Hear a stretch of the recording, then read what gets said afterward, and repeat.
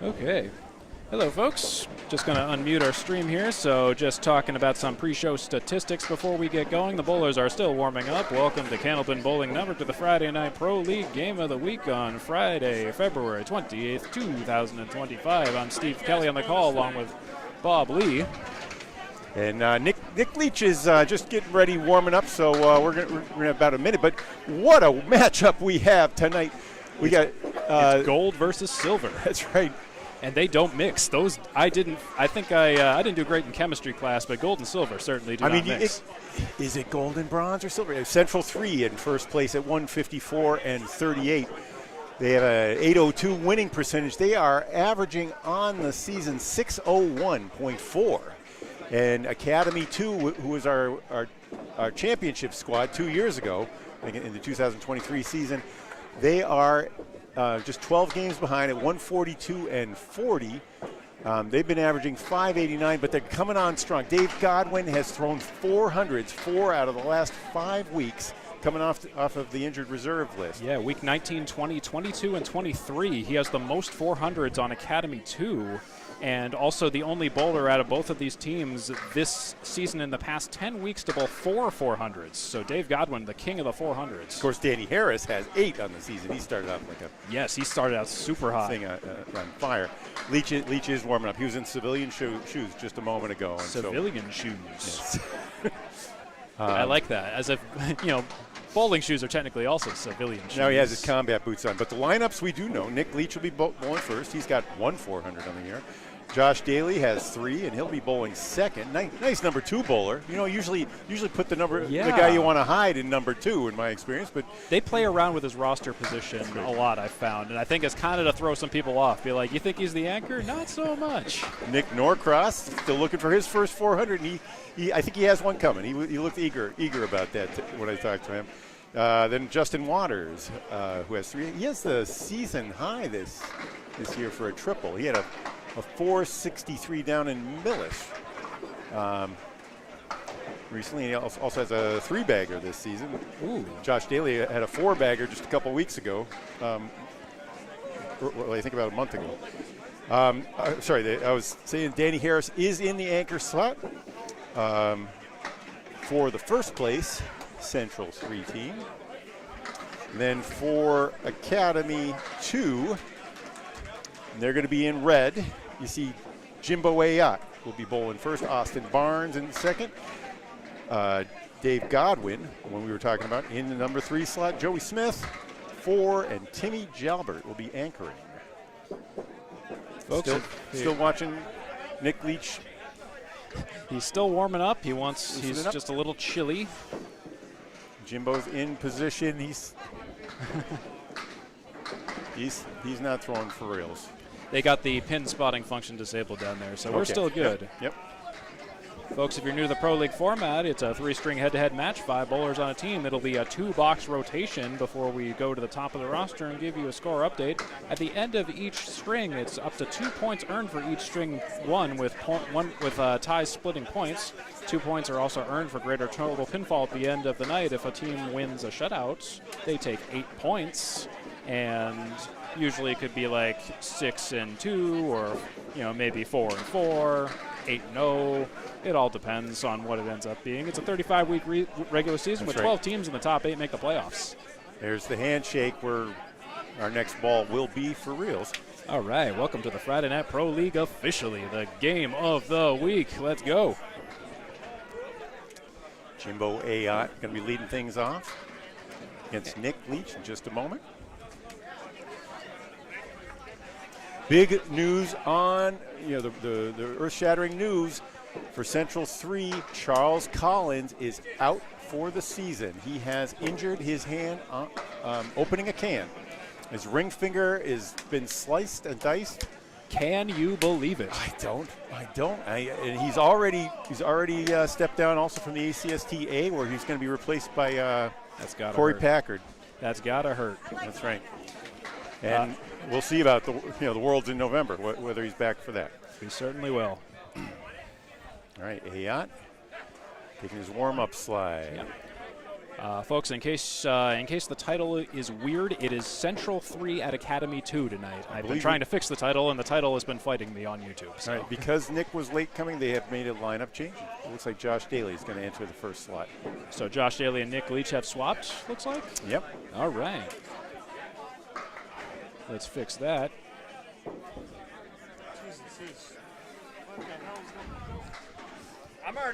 My eyes are already lost. This is magic right here. Troy Fournier. No, this is magic.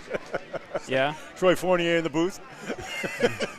Troy Fournier in the broadcast booth. There are actually 6 teams bowling here. We got Troy bowling for Central Park 1 up against Academy 3 on our left, and Academy 1 on our right is going to be up against that's Riverwalk. No, because Riverwalk is at home tonight. Oh, because that's Lafayette. That's Lafayette. I was actually asked to bowl in Riverwalk tonight. I was asked to sub. Hey, the CBN sure appreciates that. Yeah, we signed you up 6 weeks ago for this one. Yeah, no, I told him, I said, sorry, I committed to this tonight. I'm Bob Lee. Paul Grant is in Maine. He'll be doing the States there. Here's the first pitch. Over on the right-hand side, a 6-pack for Jimbo, and Josh Daley's right on it. Rewarded with a 5 and dime split. 5 and dime, 5-10. It's a 6-pack on the left for Jimbo Ayotte. Check his ID. VID at Academy Lanes in Haverhill, Massachusetts. All right, inside there. Daley swings and just misses on the message. Nope. No mark for either of our bowlers. 1-4-7 remain for a 10 here. Ayotte. 8. Goes for them all, gets 9. Daley with a 10. That's 10 after 1 for Daley and 8 after 1 for Ayotte. We have the score bug info on your screen. You will see in the top left corner, Central 3 in the blue in the top left, Academy 2 in the red on the top right. In the bottom center is just the overall leads and totals. And we will show you a full screen score update at the top of the rosters. Josh Daley rips and takes the strike. The 8 was the last to fall. Daley with a strike and the first blood of the night. Ayotte with a pile of pins, a working ball, working box. And will he spare it up? It looks, piece of wood almost comes to take the 10 after, pick it up from home after school, but it doesn't go. I can get you a replay of that Josh Daley strike in just a moment at the conclusion of this box. At the pin setter, that's a 10 box for Jimbo Ayotte. Jimbo Ayotte carrying a 116.6 average on the season. Josh Daley, 123.3. Look at that strike.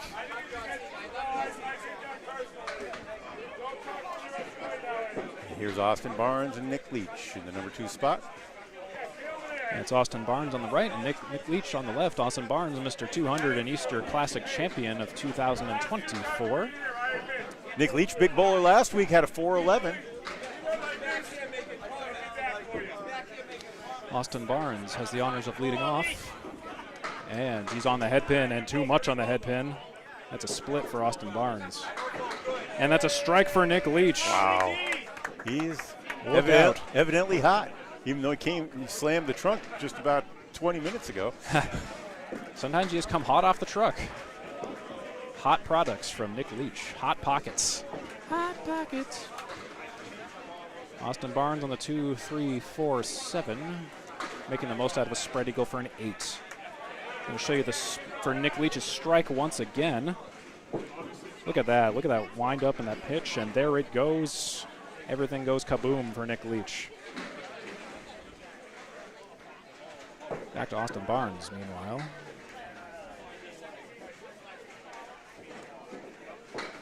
Oh, and all I can say about that shot was, what the heck was that? Nick Leach is off to the right of the head pin with a 5 drop, 4 horsemen left in the 10. Austin Barnes has a 1, the 3, the 4, the 7, and the 8. Barnes, who throws with a T motion. On the head pin. Will it be a very slow-moving spare? It's not going to be. Oh, no. I don't know how that didn't fall. 9 on the fill for Leach. 9 on the fill for Leach. Yeah, that 3-pin held on for dear life. I've seen this kind of weird action at Academy lanes, particularly on lanes 4 and 5. I think the decks down there are not level. I'd like to go down there with a level one of these days. 9 for Barnes, 17 after 2. And 10 for Leach, and that's 29 after 2 for Mr. Leach. All Central so far. Strikes by both Leach and Josh Daley. It's Norcross and Godwin coming up next in the roster. Dave Godwin in the red on the right, Nick Norcross in the gray on the left. In case you're just tuning in, this is the Friday Night Pro League Game of the Week. I'm Steve Kelly on the call along with Bob Lee. Dual headset action here at Academy Lanes in Haverhill, Massachusetts. Dave Godwin, arguably the hottest bowler in the league. Misses the head pin on his first. Norcross on the head pin with a strike. The 4-pin was the last to fall off the piece of wood sliding out of the left channel. Godwin working ball.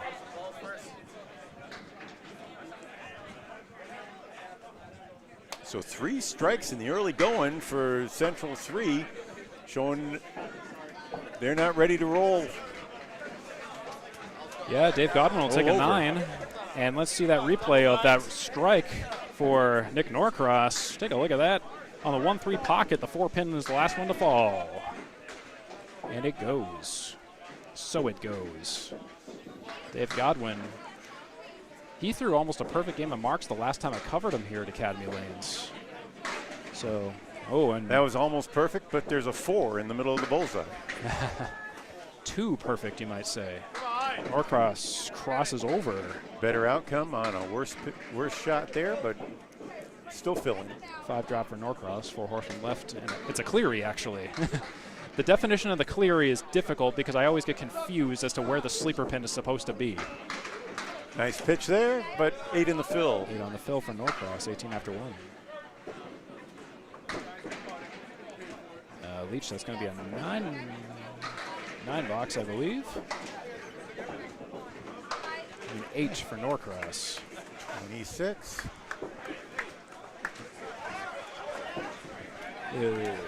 Yeah. So the lead is currently Central 3 by 21, 75 to Academy 2's 54. As we move on down the roster to our number 4 slots, Justin Waters. That's right, Steve. Why don't you orient them to the scoreboard at the bottom? Yeah, the 2 versus 0 there. That means 2 are hanging. Those are points. Those are the current points. If we ended the game right now, I see. In the first game, that would be the point differential. Okay. And there doesn't happen to be a label over them, so it's. It just occurred to me I don't have it on this scoreboard. I have it on my ACST one, but you just reminded me. Actually, I'm missing it on this one. Okay, good to know. Yeah, I actually didn't even. I have that on my ACST scoreboard. But you're gonna leave it in that order even when they switch sides. Yes, so correct. It'll always be that Central's on the left and correct. Academy's on the right. Yep. Just so everybody knows.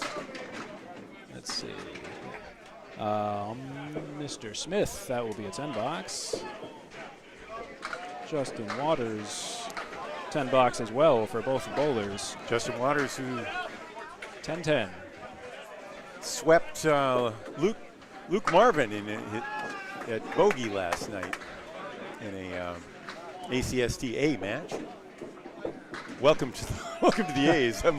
Marvin is in a substitute role in the A's for also injured Fendo Martins. Mr. Waters' neighborhood on the head pin drops 8. 6-10. I like it. Waters started slowly. He was 2 of his first 5 on the head pin, and then went 10 in a row in the second, 9 in the third. Smith with an awesome spare. Ended up in the 73% for the night on the head pin. Waters with a rare miss on the 6-10. It was a little wild there.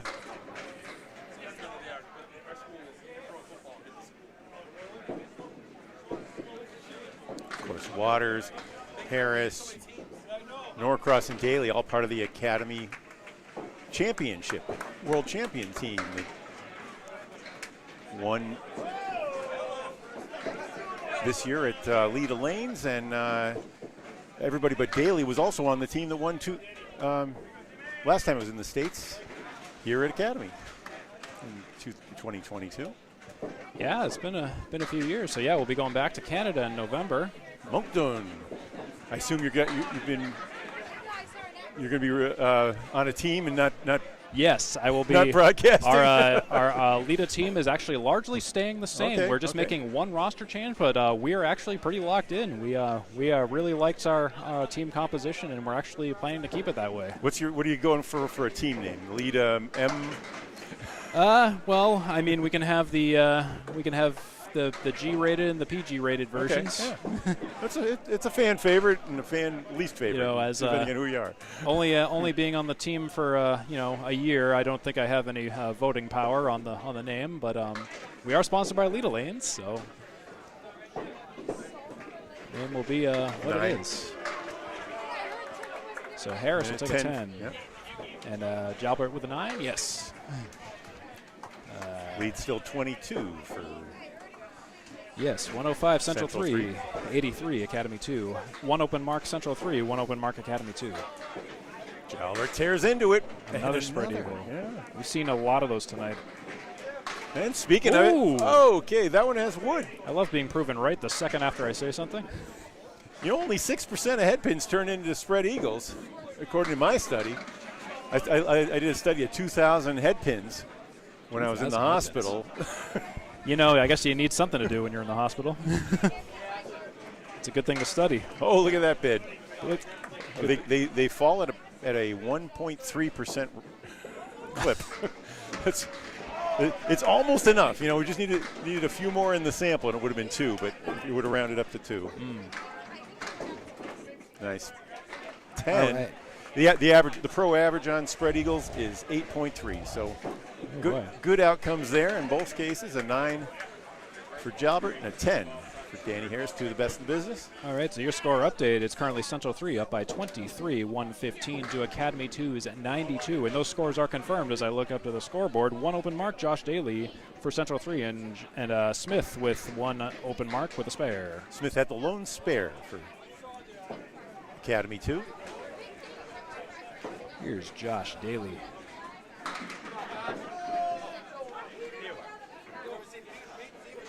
Nine on the first. Hit Cleary. Cleary for Ayotte. Cleary is defined with 4 horsemen on the opposite sleeper pin that isn't in the corner. Spare on strike. Spare on strike for Josh Daley. That's going to be big for the team early on. Ayotte misses his target on the 2. 1-4-7-9. No wood.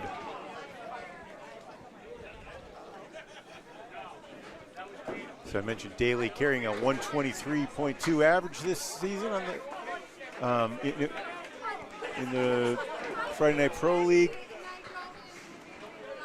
Jimbo Ayotte has a 116.5. The averages on this Academy 2 team are remarkably close. 4 of the bowlers between 116.5 and 119.7. That's a half lister for Jimbo Ayotte on the right side. That's Daley. Or excuse me, Daley. What was I saying? Totally reading the. Oh man, yeah, that was a.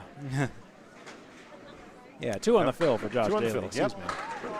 After the 10, after the 10 fill. So switching sides always confuses me the first go round. That's a nice spare. All right, the second spare for Academy. Daley with a 9. Let's look at that replay. That was a bouquet of pins for Mr. Ayotte. He fires on the head pin on the 1-2 pocket, and it all just goes. I was like, that was his spread eagle ball. Yeah. Did take one of the corner pins though. That's what you got to think on those 1-5s. It's really hard to get the 5 off the wall after that. Mr. Leach on the pocket. Hot pockets. The 8-pin stays with Home Depot down there. I don't think there's any way the wood is bad there. Now that piece rolled over, Nick's got to watch out for the cap there. Sure does. I still think it'll collapse. Yep. Spare for Leach. Plays it. Doesn't cap anything. Right. Just nudges it down. He has a strike, a 10, and a spare just there. Barnes leaves the 5. Pesky 5-pin.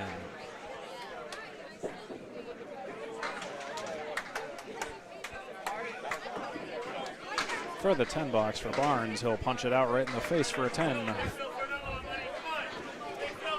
Barnes carrying a 113.5 average this season.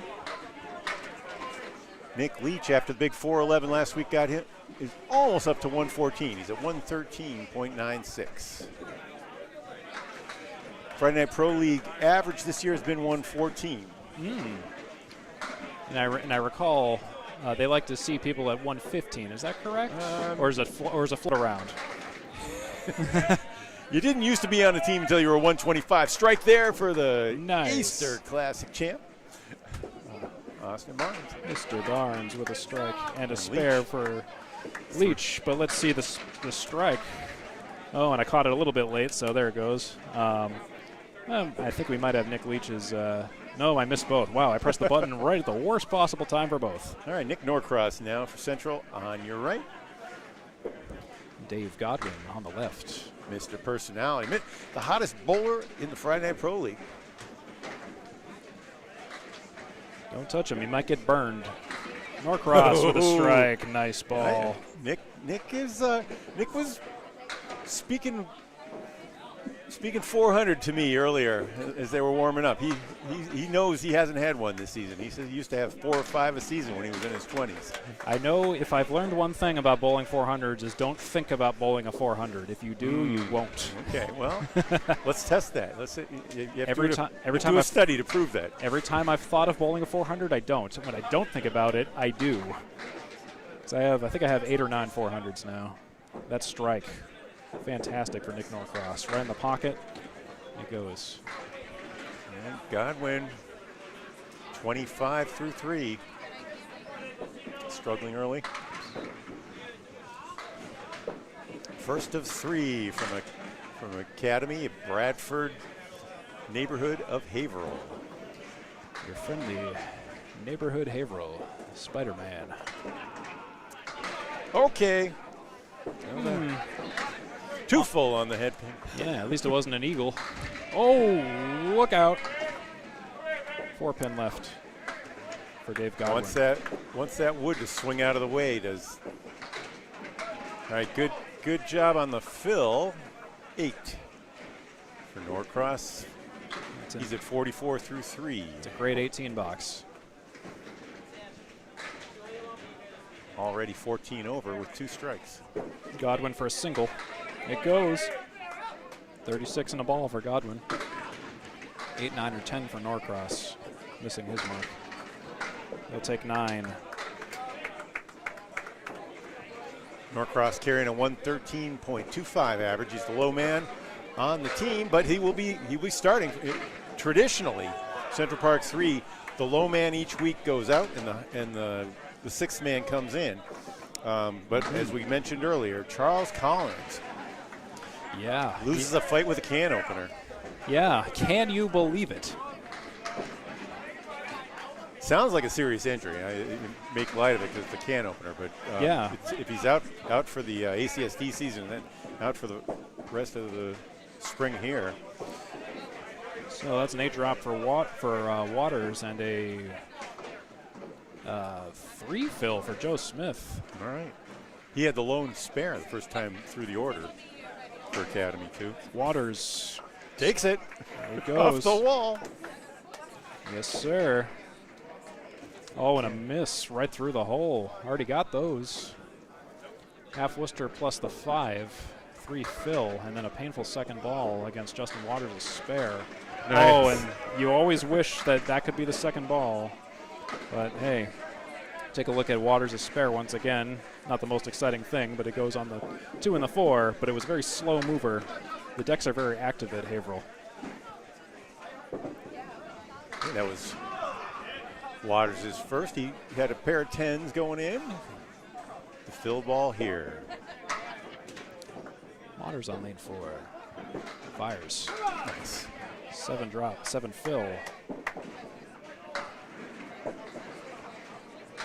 Smith on the head pin. A little bit light on the 1-2 side. Thin-ish, 5, 3, 10. And 3, 6, 10 for Waters. Oh, no. Too full. Well, I think the wood played devilish tricks with him there, and that one was full. Yeah. Sometimes you can tell by the noise, too.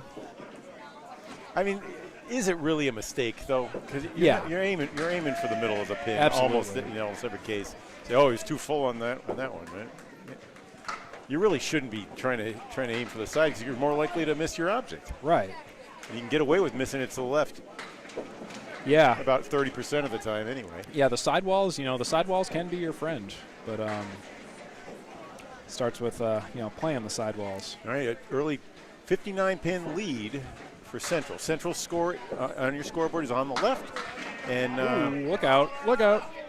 Danny Harris with a heartbreaker. Academies is on your right as you look at the box in the middle of your screen. Away team left, home team right. And of course, you can see the bowlers' individual scores up in the upper left for Central 3 and the upper right for Academy 2. Current bowler highlighted in white in those little mini maps. That is contingent on me just making sure I stay on top of marking them, but the number on the left of the bowler is the current box they're on. Oh! The number or symbol on the right is the last box result. Harris, no good, and Jalbert. No good for both. No mark for either bowler. Chips out the 3-pin. Harris with the 10. Third 10 of the night, 30 after 3. 8 for Tim Jalbert, 30-26. Harris, Jalbert, respectively. All right, both anchor bowlers looking for their first mark. I got a feeling it's going to come right here. I smell a hammer from one of these two. I don't trust my feelings, but I sometimes express them. Oh, boy. Harris splits 6. Jalbert nearly takes 10. 3 pieces of lumber facing it, too. That's the only decision he has to make. Oh, nice try on the triangle. That's a spare for Jalbert. Jalbert goes straight at it. I would have played the wood because I would have been nervous about the. I don't disagree. I didn't like the way those caps were pointing out, and frankly, it's a small target. All right, so we got a score update for you. Central 3, 247, up by 61 to Academy 2's 186. 4 open marks for Academy 2. They have put up a wall of defense against Central 3 coming up at the top of the roster. Leadoff bowlers Jimbo Ayotte and Josh Daley, who was originally slotted to be the number 2 bowler. But Nick Leach hit some traffic on his way or something. That infamous traffic going to Academy Lanes. 495 is a trick every night. Somewhere around Lowell, you just go, what happens there? It's murderous, I tell you. All right, Jimbo, good look at the 1-3. Come on, there it is. There it goes. 2 in a row. He was filling earlier. Now at 53 and a ball. Daley, great ball on the 1-3 pocket. Played it smooth.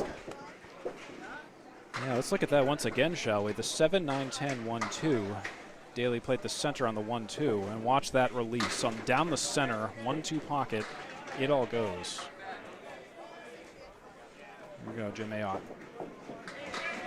Head pin, 7, 5, 6, 10. That's the setback. Daley, a left-handed bowler. No. Oh, a heartbreaker. That's a 3-pinned eagle.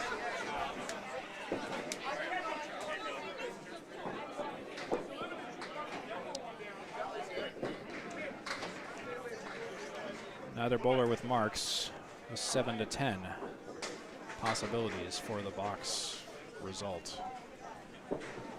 Ayotte with the 5-6-10 setback. Daley with the 3-4-6. That's an 8 for Ayotte. Daley will take a 9. That's 73 for Daley and 68 for Ayotte.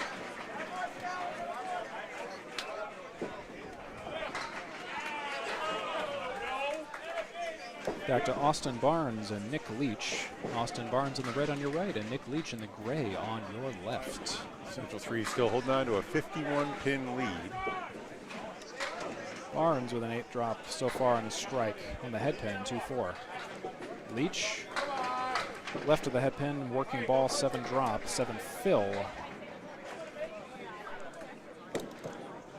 Both bowlers 3 for 5 on the head pin tonight. A little bit left on that. 9 for Barnes on the strike. Leach will take a 3rd mark in a row. That would be $50 in bonus money if this were the Channel 5 Don Gillis Candlepin Bowling Show. Up to 10 for Austin Barnes.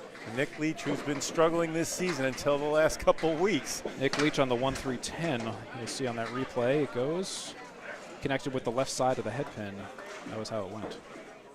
That's a 74 half plus a ball. Great half. He started with a strike, 10, 9 drop spare, 8 drop spare, and then that 7 spare. So see if he can go to 6 spare. Keep it running.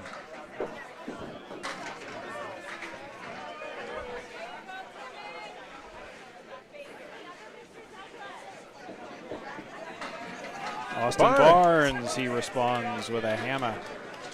35 miles an hour out of the hand on that one. 32 and a half as it hit the head pin. That pitch from Nick Leach was 40 miles an hour, and it was right down the middle. Wow. It's like a Taloned Eagle minus the 2. Yeah. I mean, it's a spread eagle variant. Oh, take it. Oh, my goodness. Oh! That's another mark for Nick Leach. He's 5 for 6. 5 for 6 on the marks. Only tonight. problem with that one was the fill was light, but wow, 80. Watch that replay again. Look at this. Look at the way that went. He lit the left side of the half, and the 10-pin fell last. Mr. 411 from last week, week 24. Godwin on a mark. Head pin, 5. Wow.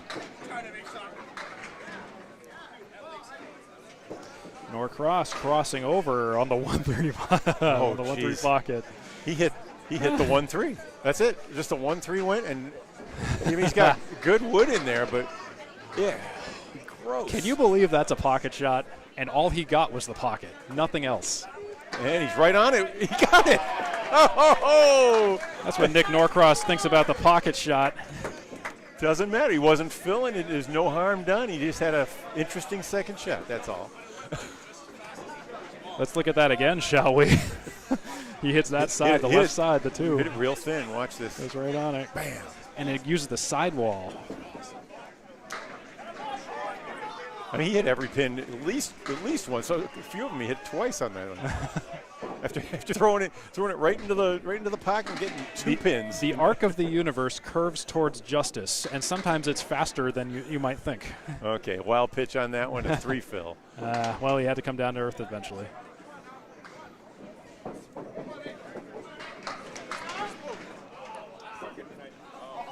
So Nick's at 66 through 5. Almost gets back.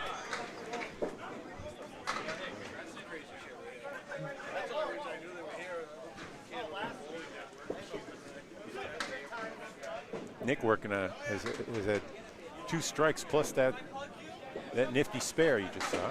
That piece of wood may be out of play. We'll take a look, actually a closer look at that. That's Nick Leach goes down to take a look. I'm pretty sure it's not in. Yep, it is not. Takes it away. Takes it away. I don't know if that would have helped or hurt if it was in play. Well, with a 7-10, you want it. Yeah. Just to get a chaos ball. Yeah, chaos ball is the best thing for the 7-10. All right, good. Great 10 there. All right. Yeah, good solid effort. All right, Nick's only left two pins on the deck.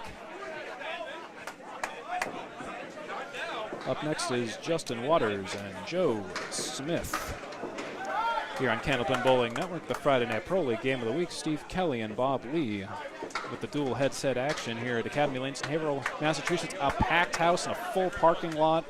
All 3 Academy teams are here tonight, so this room is FULL full. It's a split for Joe Smith. Justin Waters up next. Waters. To the left of the head pin, I mean.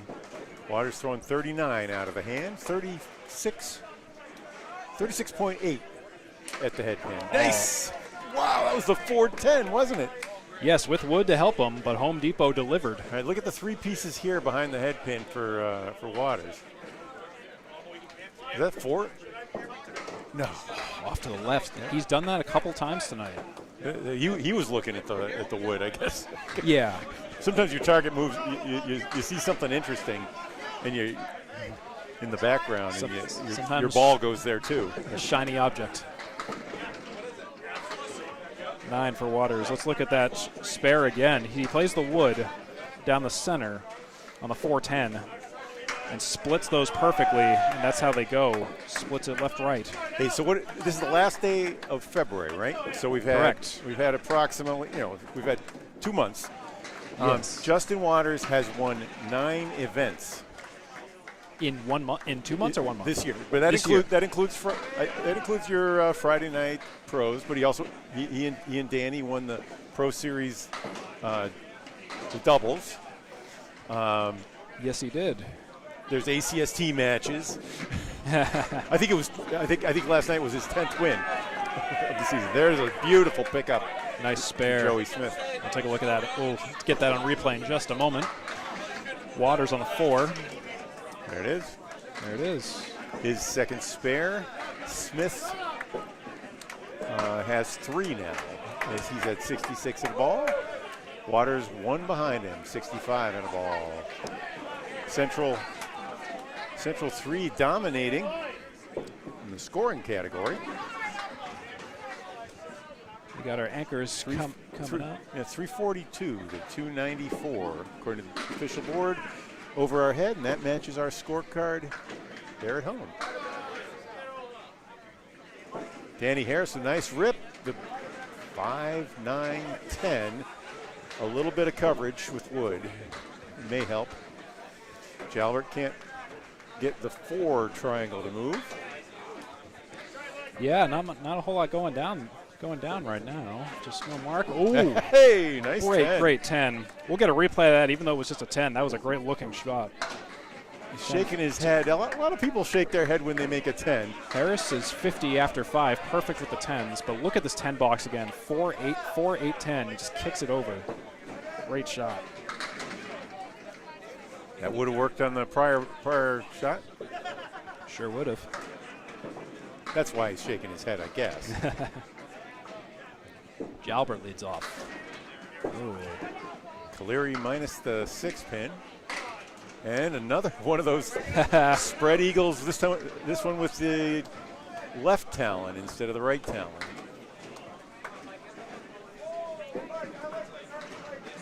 Head pin for Jalbert, but not much to show for it. Leaves the 8 and the 10. Danny Harris goes off to the right and pokes the 6.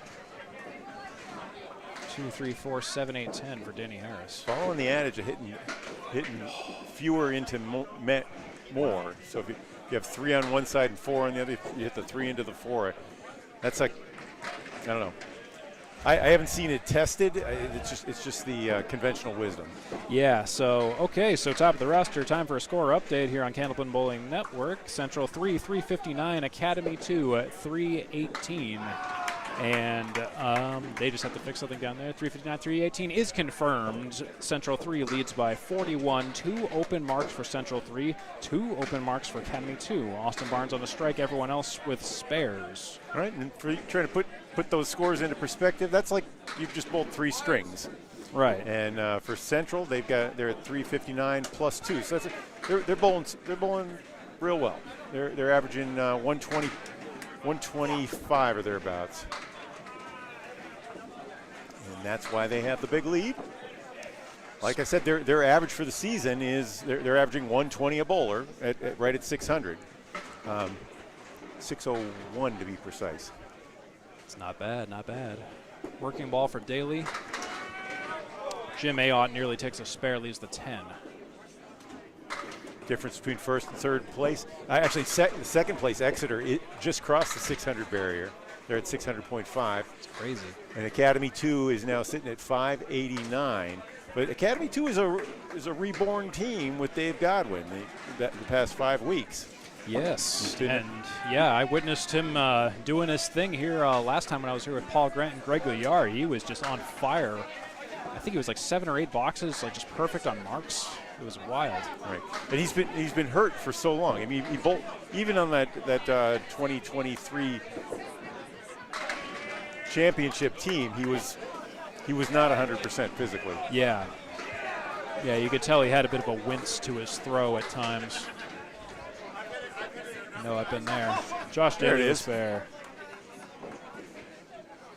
Single for Jim Ayotte should go. Sure does. Spares for both bowlers. Take a look at that again. Daley at 92 and a ball. Jimbo at 87.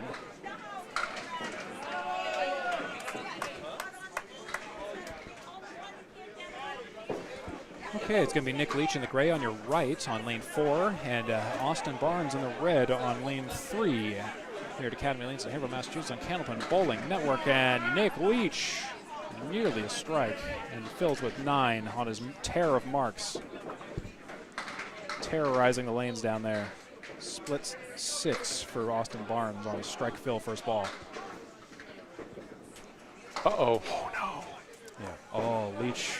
You know, I know that feeling. I know that feling. I was just about to say something about him being the hottest bowler in the last couple of weeks, and, well, you know, he still could be. Austin Barnes flips the script. 2, 4, 6, 7.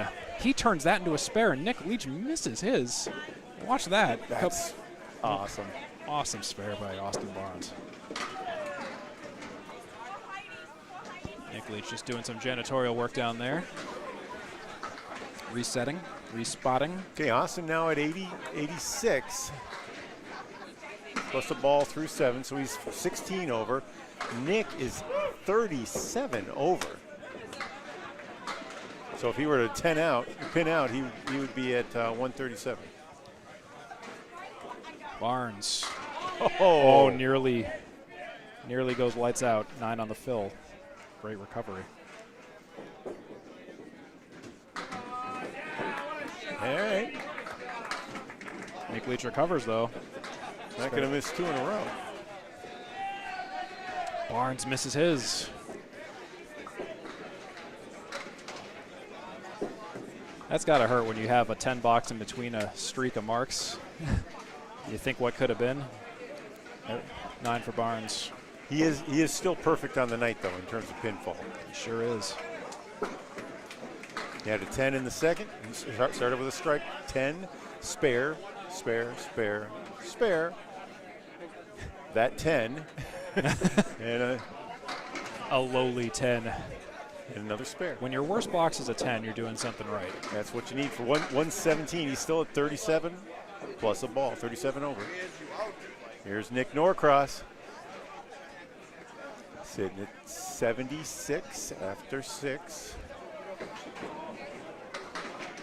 Norcross with a 6 split. Godwin to the left of the head pin, working ball. Norcross is 5 for 7 on the head pin with 2 splits. Dave Godwin 4 for 7 on the head pin with 3 splits tonight so far. Oh, no. Didn't miss by much, but that's all it took. Oh, both bowlers missing. No mark. Trying to understand Dave Godwin's form. He gets his body. He doesn't. He's only about 11 feet back. He's not moving his feet or his body very much. I think he's getting himself into position and just taking the ball for a big pendulum motion, a driving pendulum motion, probably with a little reverse spin. So see if you see what I was talking about with Dave on this next. For Dave? Yeah. Oh, Norcross. Ooh, that was an interesting ball. And another split. But Dave, yeah. Takes it almost all the way back. That was more of a direct kind of. I didn't really see too much spin action there. Yeah. his body is well off to the left, though. He gets the body out of the way of the throw. Norcross misses his target. 3-7. Single for Godwin. No. Oh, missing that. Something is up, yeah. Not like him to miss like that. 10 for Norcross. 10 for Godwin.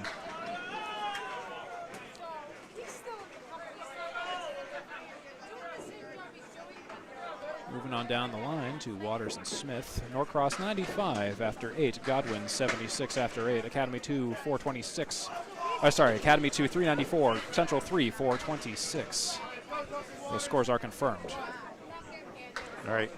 So if you are a slow baller, Joe Smith is your man. Watch Joe Smith on the left.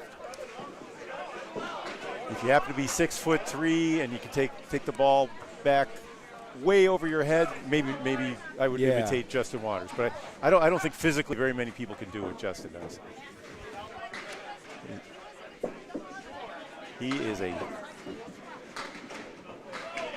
thing of beauty. But Joe Smith makes do with a ball that hits 30 out of the hand and crosses in, hits the head pin at 26 miles an hour, which is probably, pedestrian. Typical bowler throwing 26 is probably more like a 90 bowler. Yeah. Oh, nice spare by Waters.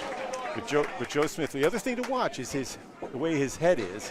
He comes in way from the right side, and his head drops as he throws the ball and drops in a perfect line toward the target. Look at that.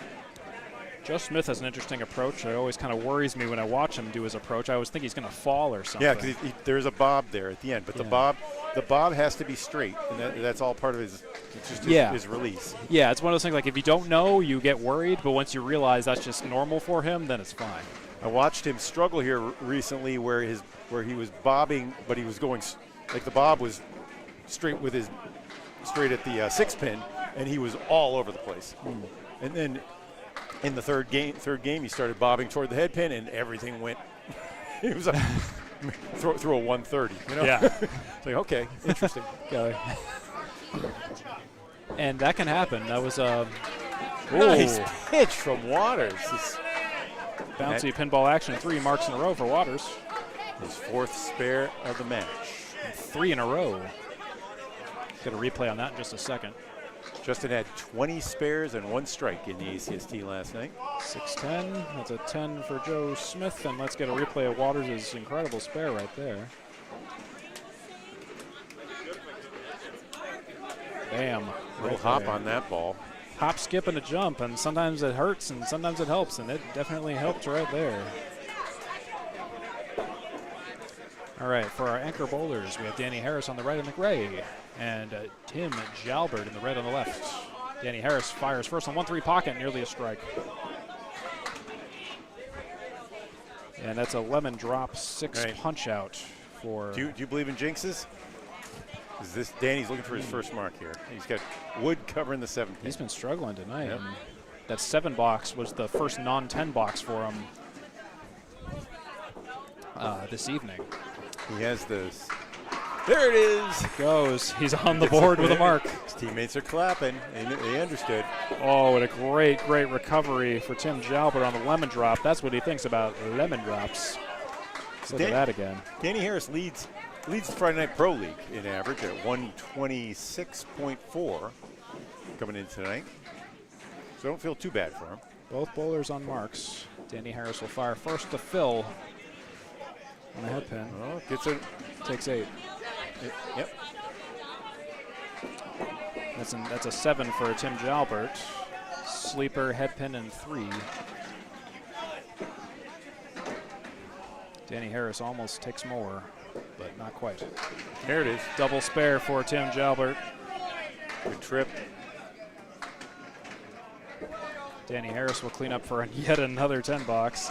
Let's look at that replay real quick before we give you a score update for Tim Jalbert. Bam, there it is. All right, 4 times through now, and The lead is 40 on the official board. 486 to 446, and that is confirmed. Central 3 holding on by 40 as we come towards the final stretch of the first game here on Candlepin Bowling Network on the Friday Night Pro League. That's an 8 fill for Jim Ayotte. He's got the 6-7, and Daley will get the strike there. That's strike on spare. That's his second strike of the match. To go with 3 spares. Ayotte 6-10. Coming, coming, coming. Oh, not quite. Tag. There should be a two-hand touch or a one-hand touch version of the sport. Tackle bowling. We need more of that. That's how you get people in the door. Get a little more action in this place. Well, there's not enough defense in bowling. I think almost everybody comes away thinking, man, I bowled well, but I couldn't do anything to stop Josh Daley. Well, when we were bowling in Worlds, we were talking defense as in putting up a wall of marks, you know, and we started. Ooh, nice. Hey, all right. Those 6 is the last to fall on that one. Oh, double trouble from Josh Daley. It's the Daley hey, double. That's his 3rd strike of the game. Strikes in the 9th and the 10th on the spare in the 8th. He's at 132 and bonus balls. All right, we're on triple strike watch for Josh Daley. Jim Ayotte will fill his strike. He has a quad on these lanes from about a month ago.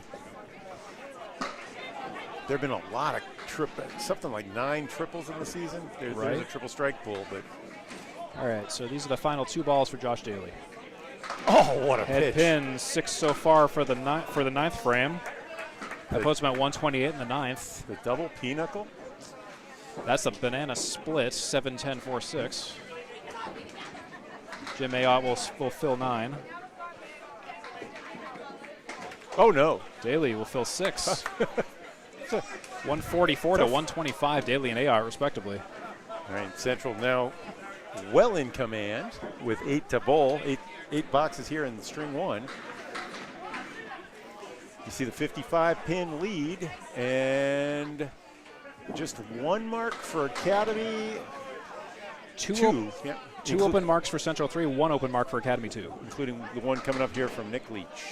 Spare. Barnes is off to the right. Leach, head pin, splits 7, fills 7. 124 so far for Nick Leach in the 8th. So 104 for Barnes. So Nick averaged, I guess, 137-ish with his 411, right? Something to that effect, yeah. Barnes, ooh. On target for that again. He'll be well over that, actually. With Barnes 6 for 10 in the head pin tonight. Nick Leach 6 for 10 in the head pin. Nick Leach has 3 splits. Austin Barnes 2. And to catch you up, Josh Daley went 7 for 10 on the head pin with 3 splits. Jim Ayotte went 5 for 10 on the head pin with 3 splits. Leach. Nope. Oh, that's going nowhere. No mark for either bowler. My concern with Nick, I like everything about his pitch. From the footwork, the steadiness of his head, the steadiness of his body, but he does take the ball a little bit left. Like you see how it comes back behind him, and it actually crosses past his spine. And I think that it just puts you in a position where it's hard to if you don't know it, because you don't see it. You don't know that the ball's way out behind you. As a golfer, when I would go past my spine, that's when you can get some enormous shots. You know, at 189 for Austin Barnes. Ouch. love to see it. And then a spread eagle variant for Nick. I mean, you can get extra distance out of it. You get a little extra torque out of it, but it does affect your consistency. It does. In my experience. It'll add more entropy, some more variability, the random factor. Austin Barnes, working ball. Nick Leach, similar story. He repeats it perfectly. I mean, and his footwork, his cadence, his steps, and the amount of flexibility he has. 8 for Barnes, 9 for Leach, 140 for Leach, 122 for Barnes. Competition is fierce. Nick Leach went 7 for 10 on the head pin with 4 splits. Austin Barnes 7 for 10 on the head pin with 2 splits. Very similar statistics. That's right. And Nick, on his splits on the board, he didn't convert any of those. I guess he had the two. He had the 2, Phil. Yeah. Yeah. And sometimes the splits on the Cubica system may or may not register correctly, I've noticed. There's been times where I've seen legitimate splits missed or not splits registered as splits. It's kind of a weird detection system. All right, Nick, right on the money again. Spread eagle. Both Ouch. of these shots are splits. Ouch, ouch, ouch. No Oh, problem Dave there. Godwin, though. There's a little baby split. Actually, excuse me. No, there was a head pin down there. Oh, okay. Sometimes when you look at the pins from an angle, sometimes I mistake the 1, 2, and 3 as with one another. Norcross, 5 or greater. Looks like it's going to be 7. Norcross, 102. Dave Godwin, 86 and a ball in the 9th. So Nick Leach, by the way, leaving 4 pins up. Those are the only 4 pins that he left up all. Shame. Yep. Oh, well. Dave Godwin to the right of the head pin. Fills with 4 with a 6-pack. Check his ID. Okay, Nick. Another great pitch, but just crunches through. Just getting nothing for his efforts. Nick Norcross is 8 for 9 on the head pin tonight. Dave Godwin drinking responsibly, taking 3 of the 6 on the 6-pack. Nick Norcross just nothing doing. Wild pitch to the right. Wanted to make 3 take 1. Only took 1 on the right side. You know, he finished with four splits in a row here. Ooh, Dave Godwin will take an 8. And that'll be an 8 for Nick Norcross. So that'll be 110 for Nick Norcross, 98 Godwin. They have him with a 109 up there, but I believe you're right. They're going to have to make a score correction. Yep, I think they're going to have to fix that because I was. Yeah, it's clearly in the last box. There it goes. 110 to 98. Yes, it is. Okay, right, we are still good. Justin Waters on 3 spares in a row. Nick Norcross went 8 for 10 on the head pin with 5 splits. Dave Godwin 5 for 10 on the head pin with 3 splits. Some head pin split statistics. And that is Smith with a working ball and a working split. Right, Central 3 with a lead of 53 plus this ball. Waters punching 2 and filling with 2. Look at 55. Just about clinching their first 2 points. Smith leaving 1 on the deck. No mark. Waters has the right side half Worcester for a spare. Nearly takes it. 5-pin stays. Yep. Pesky 5-pin. Smith will take 10. I think you have to hit on those half Worcester fills. They go most often, in my experience, when you go in the hole, when you go on the inside of the hole and hit that head pin a little bit thin, you got to get it so it bounces back and takes the 5. I don't know. Sometimes you can get the 5 to fall in the process, so a little sharper. It's just It's just dangerous to go for it because you're aiming on the right side of the head pin, and you got a hole there. Yeah, it's definitely one of those rough kind of shots. Well, you know, the A bowlers do it, and the B bowlers tend to play on the inside of the, where if you miss, you still get pins. Ooh, Waters got a bonus on the 5-pin dropping based on the sidewall action on a piece of wood, getting more acceleration than I thought he was going to get. Joe Smith takes 2, leaves 2, 5-10. Waters 2, 4, 7 for a spare. Nice. And it goes. He spares it up. Waters is gonna at 119. He can reach his season average with a fill of 7. 126 is his season average in the Friday Night Pro League. He's carrying a 128 average in the ACST. There's Waters mowing down the 2, 4, and 7. That interweaved wood between the 2 and the 4 worried me a bit, but he just bulldozed it all down, no problem. So he'll throw one more ball here as a bonus. He's at 119 in a bonus. Joe Smith finishes with 110. Yep. Head pin. Good fill. 9. 128. 128. It is. All right. To our anchors now, Danny Harris and Tim Jalbert. For the thrilling conclusion of the first game here at the Friday Night Pro League on Candlepin Bowling Network.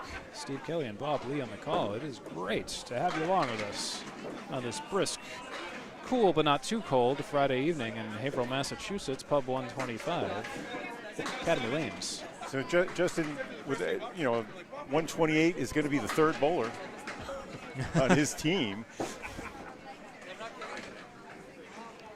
Got to be a good feeling in some ways. Maybe frustrating if you're thinking too much of individual stats, but it must be a good feeling. Yeah, I mean, it was all like, almost a backdoor spare for Danny Harris. Now, it's gone. It's gone. Oh, and it goes. Look out. Climbed the hill up the. We'll have a replay of that in a second. In fact, let's take a look at that now, shall we? Yeah, watch that. Watch that kind of come back and then up and then turn just to right. So gets the acceleration. So there's a. You're allowed to have, I believe it's a 1/4 inch. Yeah. On the lip, at the end of the lane before whether if it's plate. good or bad when it comes back. And then I'm not sure. That's what I remember. It's definitely not a 1/2 inch, but might be 3/8. It's and it's also kind of a rarity because I can't really ever think of any time that's ever happened with me. So I can't ever think of a time when that happened. It's a house thing. I mean, I think we joked about it at Lakeside Lanes a lot, where sometimes it does get some momentum rolling back, and sometimes Tim Lipke will be like, "Yeah, take it." So, sweet on the triangle 6 and plus the 7. The spare for both bowlers. Let's look at Tim Jalbert's spare on the 7, 9, 10, 6. He grabbed that wood, and the wood did the job. Awesome grab. Yep. Got the ball to carry through and clean up the 6, 9, 10. Now, the convention that Greg and Micah and a few of us have for triangles is you name the triangle after the front pin.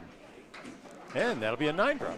Name it after the front pin, you say? Yeah, so that's Okay. that would be called a triangle 6. Oh, okay. So if you have the 6, 9, 10, it's the triangle 6. So you don't have to name all the pins. Oh yeah. Well, usually I say left side triangle, right side triangle, and center triangle too. That can maybe it's the same idea. You can get 5 or 6 different triangles if you think about it. All right, 645, 575 is your confirmed total for the first game. Central 3 takes the first game by a staggering 70. 645, 575. Central 3 looks. They look. This one's for Charlie. Yeah. This is for Charlie. They opened up a can of whoop-ass. Whoop-a. For the YouTube friendliness. All right, second game. Let's re-roll here. Josh Daley and Jimbo Ayotte. Josh Daley on the right, Jimbo Ayotte on the left. Maybe it was that last-minute lineup switch. Daley and Leach switching places. You know what? Yeah. Because Daley came out. Kind of the inverse anchor kind of situation where the first bowler kind of bowls everyone out of the building pretty much. Daley splits 7, maybe 8. So it's going to be 7. Ayotte, who was a little wild at first, now has found his spot. Starts hot. Jimbo Ayotte starts hot. He was 5 of 10, right? On the head pin in the first. Let me get you that. He was 7 of 10. Or no, sorry, 5 of 10. You're correct. Yeah. No, he was a little wild for Jimbo, frankly. And this, I'm not sure what it is. I try to be able to explain it. Beautiful second bid at the 6 and. Here's that strike again from Jimbo Ayotte. In case you missed it, it was so fast. I know we were like, holy moly. Right there. No, I think it's that it's that the head is tracking straight. It's not. It's not, because Jimbo's got a lot of stuff going on with the lower body, way off to the left. His head stays right on the target though. He sure does.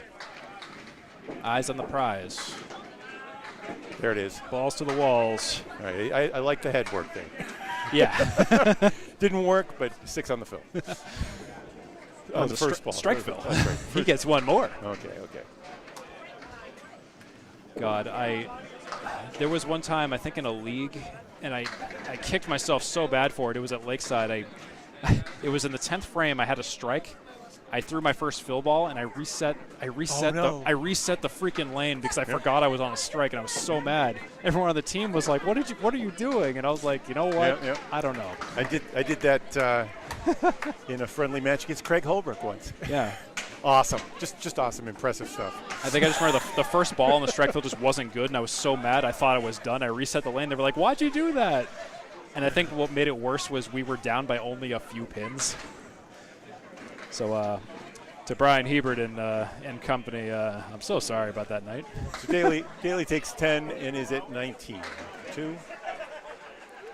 That was 9 and 9 for Ayotte. 1928. Good year, good year. All right, so Academy 2 got whooped in game 1 by 70, was it? 70. It was a 70 difference. So they now are out to an early 9-pin lead after the first bowlers. Out for revenge. Nick Leach first, 7-10. Nick Leach in the first game went 7 for 10 on the head pin with 4 splits. Austin Barnes went 7 for 10 on the head pin with 2 splits last game. So 7 to 10 is the average of a 120 bowler. Okay. 7 for 10. That's good to know. In the work that I've done with Channel 5 and other pro and scratch matches. That's good to know. I'm like usually 5.56 for 10 per game. Okay, so that's not bad. Yeah. Well, that's good. Your speed around 31, 32? A little under that. I think I'm trying to get up to 30. Oh, sweet pickup. Nice. For 10. 10, but hey, we'll still give him the credit. No, yeah, you don't want to get a 7 in the first box. No. Did I get that on the replay? I did. I might not have enough time, but we'll see if Nick Leach just takes a moment. But look at that 10 on the one. Yeah, there it goes. There we got it. All right, back to live. Nick Leach. Head pin. Ooh. Thin, thick, I don't know, 6 drop. So 6 split. So just, I don't know if there are a lot of people that watch the Channel 5 matches on YouTube. Their average, and this is after a qualifier. So you got guys that just threw a 700. Yeah. It is a Tuesday morning. Who knows? Yeah. But their average was 73%. Yeah. And they were averaging 123 back in the matches that I recorded, which is a lot of them. They were in the hundreds. Modern bowlers, when I was keeping close stats in around 2021, 22, were below that around 68. If they after a qualifier, I tried to mimic. Yeah. So I didn't just take a random league matches. That was for 10. Checking 10. Barnes had a difficult first ball, and the second ball he did the best he could with it. He's left with a 5-10. And like we said, the current average here at the Friday Night Pro League is the median was at 114 earlier this year. I don't know if I haven't checked that in a couple. For some reason, 115 sticks out in my head, and I'm not sure why, but that might have been something Matt Susi told me, I think. It might be a rounded number too. Yeah. And you were saying 114 earlier. So 114 was both the average was in the 114s, and the median definitely was 114. Yeah. Norcross. No crossover there. So I think you can make an inference there that we are a little bit behind the times, you might say. Yeah. When there were hundreds of people bowling, trying out, scratch.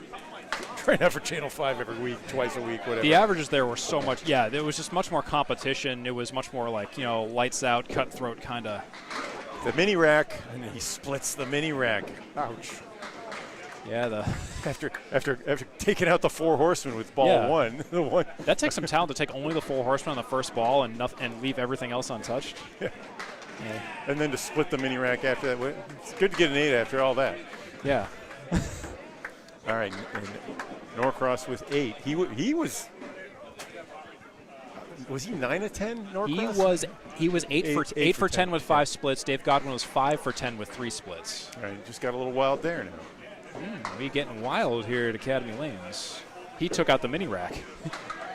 Okay. Godwin. Ooh, Godwin. Yeah, Godwin's not quite on rhythm. And I don't see him wincing or anything. I don't think it's pain, but it's not dialed in yet.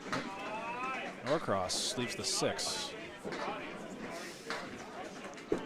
Oh. Something about that release, the second I saw it touch the ground, I knew that something was wrong there. Yeah, I don't know what's up with that, but things that make you go, Norcross with 10. Yeah, that's Godwin okay. 9. He's missed 3 out of the last 4 shots to the right. Got Justin Waters and Joe Smith coming up here. First time in the second game. Not a lot of marks. We've only seen Jim Ayotte with a strike in the first. Everyone else just kind of 8s, 9s, and 10s up to this point. Justin Waters in the first game went 5 for 10 on the head pin with 0 splits. Joe Smith went 7 for 10 on the head pin with 6 splits. Yeah, he missed another head pin there. Yeah, he might be the loser of head pins right now. Smith is on the head pin, but odd 7 drop, 5, 9, 3. Waters 1, 4, 8. Pros 50% after hitting the head pin on marks. How about that? Nice. And it's in the low 20s if they don't have a mark. So Smith leaves 1 on the deck. Quite frequently you hear people saying, I do better when I miss the head pin. That would be unusual. Yeah, it's a good joke, but most people don't actually mean it when they say it. Okay. There's just some nights where you just get, and no one tries to miss the head pin. It's just one of those like phenomenon, maybe like one of those things that just gets in your head kind of things.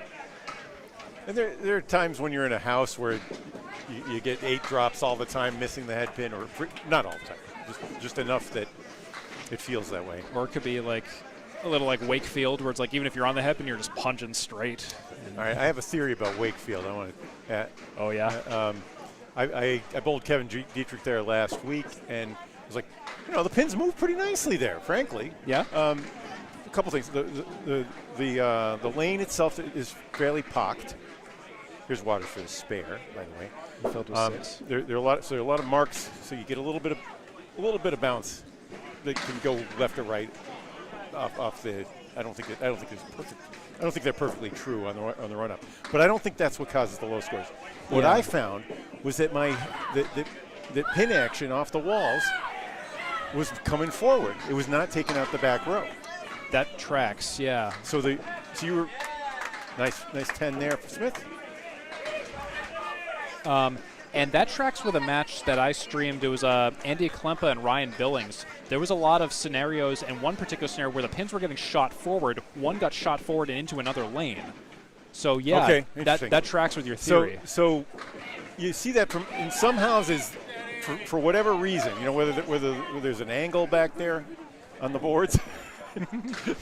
Josh Daley teasing us in the booth. Josh Daley messing with me. Whether it's because they're, you think maybe there's a shim back there or something that sends things forward. Or like an uphill deck. Certainly not every time. When you get a lot of strikes there, you see the pins go evaporating like they would at any other house. Right. Or it's not like Norwood, where it's just grunge. They close the place down. But it was just grungy and slow. Yeah. It's not a slow house. No. Like where at least the plates are clean. Yeah. Some people blame it on the pins. Some people blame it on the decks. They seem stable. They were like big ketchup bottles, maybe stable bottoms. Yeah. But I'll test it. I have never bowled at Wakefield. I've only streamed one match there, so for me, it's like more data is needed. Yeah. Well, Danny Finn is tracking Wakefield scores, and you can see that their scores are low. And when they had the Friday Night Pro League team, the Millis team was bowling out of Wakefield. They were, they had much lower scores in Wakefield than even the visiting teams like Central. Oh, it's almost a late falling strike for Tim Jalbert, but it'll fill with 9. That's the 3-pin remaining. That's a 3-pin. Danny Harris 3-8. There he goes after getting ripped off in the first frame. Spares all around. All right, that's enough talk. Let's get back into the match here. Yeah, let's talk about the score update. We're at the top of the roster, top of the rotation, going back to the top. Central 3, 747, up by 60 to Academy 2's 687. But in the game, Academy 2 has 112, up by 10 to Central 3's 102. There's one open mark per side. Both out of the anchor slots, looks like. So fairly even at the moment in the game. Academy 2 has a slight edge, but has a lot of ground to make up for that first game where they lost by 70. So that's the story. And here we go. So that's a spread eagle. Let's check on the official scores. We shall, yeah. One moment. Just getting myself oriented again. What do we got? What am I missing here? Is it the might be the 27? There's a score change on Jimbo Ayotte's. Did they? They changed him to a 27. You have him down as a 28, I think. Okay, yeah, I'll catch up on that in just a second. Yeah, it's always fun tracking the scores between their paper copy, the Cubica automatic, and then our unofficial copy back here. That's always a fun chase every time. Oh, I'm gonna get a replay of that though. Sweet pitch, Jim Ayotte. What a machine. He's real happy after that too. We'll get a replay of that. Look at that. Look at that shot. Sidewall action on the 3, which took the 6 and rolled over to the 2. All that for a 10. Sometimes guys are bitter after making a 10, but right. Sometimes you're just like, yes, that was cool. All right, Josh Daley's score in particular, I actually need to. Oh, will that be a late baller? Did you see that helicopter? I did. It hit it twice, and it was the second blow that took it down. That was the 4-pin last to fall. All right, Josh Daley, I need to take a look at his score. 9-19-29. It gave him a 10 in the third. So, okay. Is that right? I don't know if it is, actually. So, I'm curious about that, but...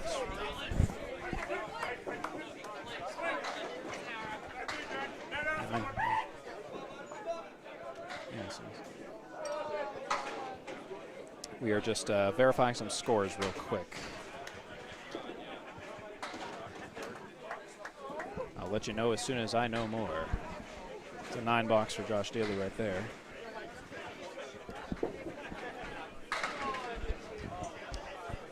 But at the moment, it does look like that will be the score, so I will update mine to match theirs. It's always the boulders. Yep, there's a 10. It's been confirmed. Oh, yep.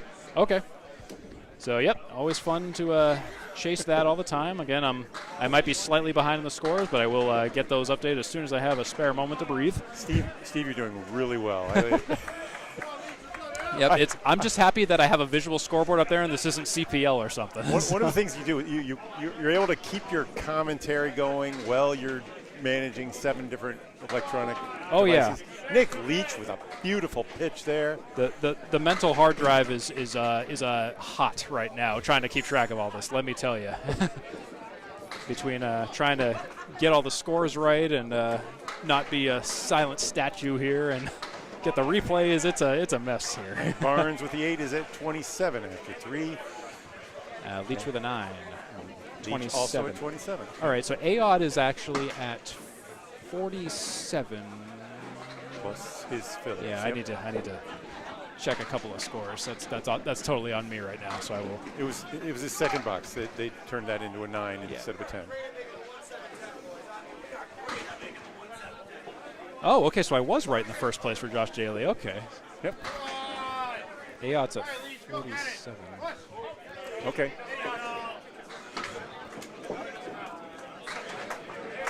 They did change it to a 9. So I'm chasing that. So now Leach with the. And apparently Jim Ayotte did not have a strike on spare. It was a strike on 10. So there we go. That was where I was messed up. All right, enough about the background. Yeah, sorry about the score corrections. Nick Leach that had a 9 drop with a very late falling strike. Austin Barnes will check 9.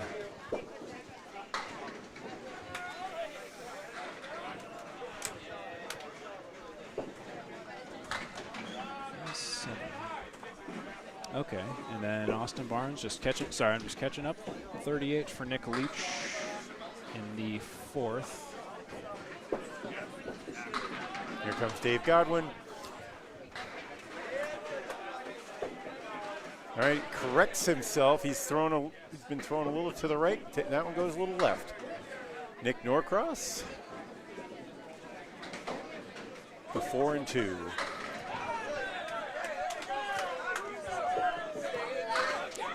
Four horsemen. Godwin, too full on the four horsemen. The full horseman.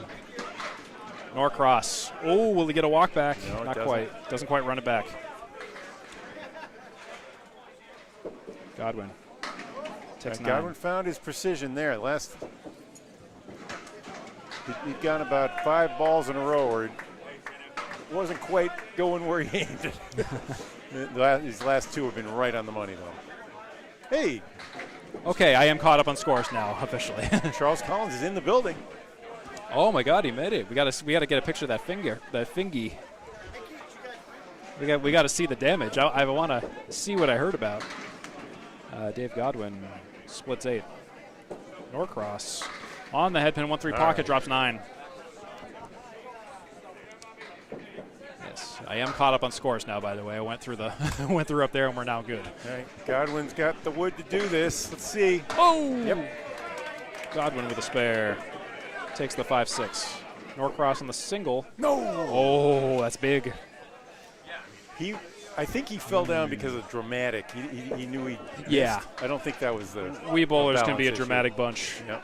That'll be a 9. Let's look at that replay by Godwin, though. 5-6 with the wood. Home Depot down there, 3 pieces of wood. In the 5-6, and it goes kaboom. Yep. That animation by Dave Godwin said it all. All right, Joey Smith, Justin Waters. Waters turned 40 this year. The big 4-0. Smith, headpin. Nice. Strike. The 10 was the last to Checks fall on 10. that one. Way to check in, Mr. Smith. Agent Smith. Waters, though, same pocket, similar ball, but only gets 7 out of it. 2-5-7. Split. Waters 7 for 13 on the headpin with 2 splits tonight, cumulatively. Waters. Got it. There it goes. The ball carried. All right, let's look at that strike, though, by Mr. Smith on the 1-3 pocket. The 10 pin was the last to fall, and it went. All right, I'm going to count how many swings Justin Waters takes. Smith Well, is a he's little getting bit ready. off. I think he has 5. 1, One. 2, 3, 4. So you're saying 4 is the magic number? I'm not sure. I've seen 5. Before. I think I've seen 5 before. I've seen him do it a lot, but 4 might not be the magic number. All right. That was 4 swings. Spare on strike? Not quite. Fills 9. It's kind of like a Nomar Jeter thing, you know, like one of Yeah. those. Like, Or like a Nomar, like the Nomar, like the Nomar did the thing. Yeah. yeah. Before he injured his wrist. Nomar's injured wrist. I played a lot of backyard baseball 2003 as a kid on the PC. Smith, the Nomar wind-up animation. Wow, what a pitch. $10 for both of our bowlers. And that's 51-48 confirmed. All right. Hey, take a look at the Tim Jalbert. I've said this a few times, the last few times I've covered Academy, but watch the way he throws a right to left ball with left to right spin. Ooh, on the head pin. Fills 9. Oh no, the 6-10. Danny Harris has been having a heck of a time with that, just trying to get something to go. I think he's still fishing for a strike, actually. All right, this one should be good anywhere from the line to the right. Danny Harris and Justin Waters have 0 strikes tonight. No strikes for Dave Godwin, Smith, or Jalbert. Spare for Jalbert, 3rd in a row. Damn it. Mentioned Waters had 20 spares and only 1 strike last night, and that was in the last 3 boxes. All right, so back to the top of the roster. Time for your score update. It's Central 3, 847 to Academy 2, 790. Central 3's, their lead has dipped a bit down to 57 in the game. Central 3 is at 202, down by 13 to Academy 2's 215. So Academy 2 is holding on to it and slightly gaining. I don't know if it will be fast enough, but we're going to find out if they can kind of make something happen here. I'm still just finishing up the 20th boxes here. Oh, my apologies. Yes. Yeah. Wow. Yeah. You know what? Yeah. I was waiting. The scores were a little light. Yeah. You know. At 202. That would be moly. like, with these pros throwing 202 after 2 is probably doesn't happen. That was often. a bizarre lapse in judgment on my part there. I think okay. I got ahead by a box. So Danny does make the spare. That's his second. Was that good or bad? I couldn't tell. We'll see. Looks like it's going to be good. Yeah, it'll be a 10. All right, let's rewind and reassess that one more time for real this time. 857 to 807 is confirmed. So Central 3 in the lead in the total by 50. Academy 2, okay, their game lead has gone up to 20. 232 to Central 3's 212. So, okay, so the story has gotten a little bit brighter for Academy 2. And now we're going to go back to the top of the roster. I got to, yeah, Josh Daley. Great pitch, just a little on the right side of the head pin. Splits 8. Jim Ayotte's on a strike. He's going to fill with a strike.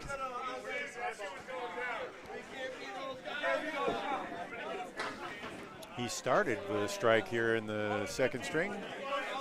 Sandwiching those around a 9 and a 10. Ayotte with the opportunity to make a big difference here. And strike, 1-2 pocket. Nice. Come on, take the 5. Not quite. All right, and good positioning. 5 pieces of wood, 4 of them in play. Home Depot down there, and they don't deliver. I'm looking for a good wood supplier in the Western Mass.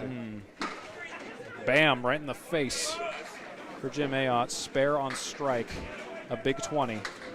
Look at Josh Daley's spare, though, on the 2 and the 7 on the replay. Right on it, pokes it out, and there it goes. 5 pieces of wood. Yeah, you don't see that all that often on a single pin. I always get worried about those. Josh Daley on the head pin. That worked. Saved from the split, 8 fill. Coming. Jim Ayotte. Head pin. Oh, thin hit. Wow. A setback plus the 10. 6 fill. This one has. All right, Daley. Daley will had spare several it up. ways to make that one. He took the straightforward one. All right, Ayotte I think wants to blast the 5 pin and see if he can bounce that wood.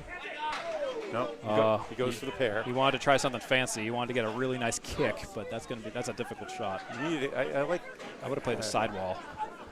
Yeah, I guess you see where the wood's a little deep, and it probably would have shot straight past. I guess he reasoned that the. Ooh, nice 10 though. And did you see how the wood came back? Yeah. It might have had a chance. It might have had a chance. Josh Daley had a nice spare on the 6-10. He played it direct. It was the right idea. All right, to Nick Leach and Austin Barnes next.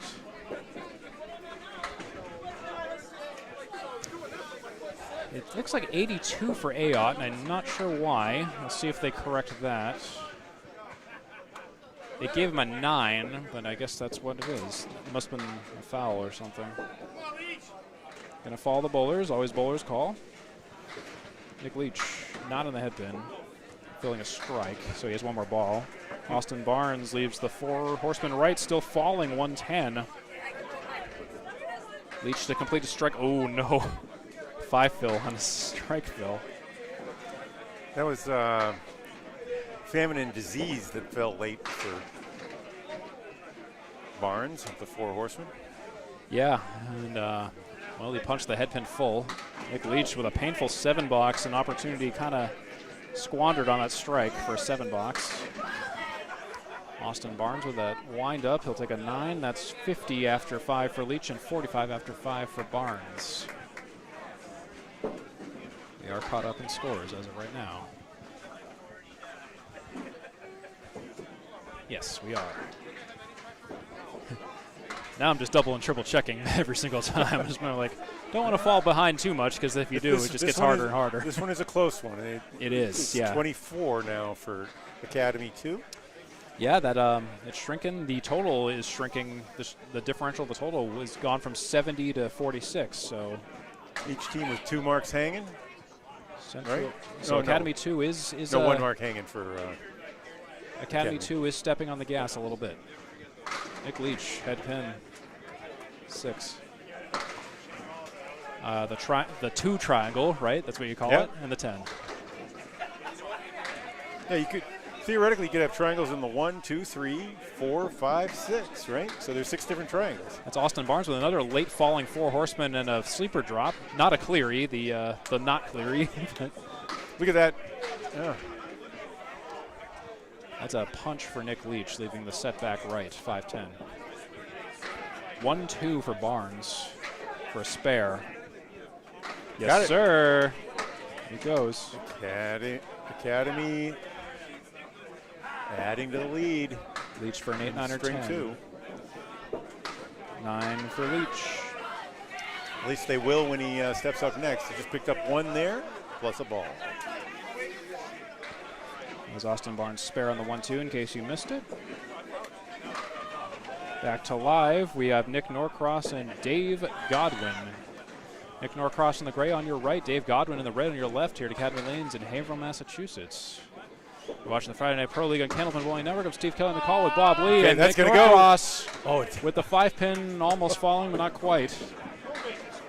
Dave Godwin with the Cleary, 1, 3, 6, 8, 10. Get out of there, Wood. Okay, Killing a 5. All right, it rested in a decent place. Norcross looking for his first mark. It rests in peace. Norcross for the mark. You got it. Oh, don't hurt it now. Don't hurt it now. Well, that was I don't think that would have gone if it had been a single pin without Wood. No. I think he hit the. No, it would have been a miss. The Wood.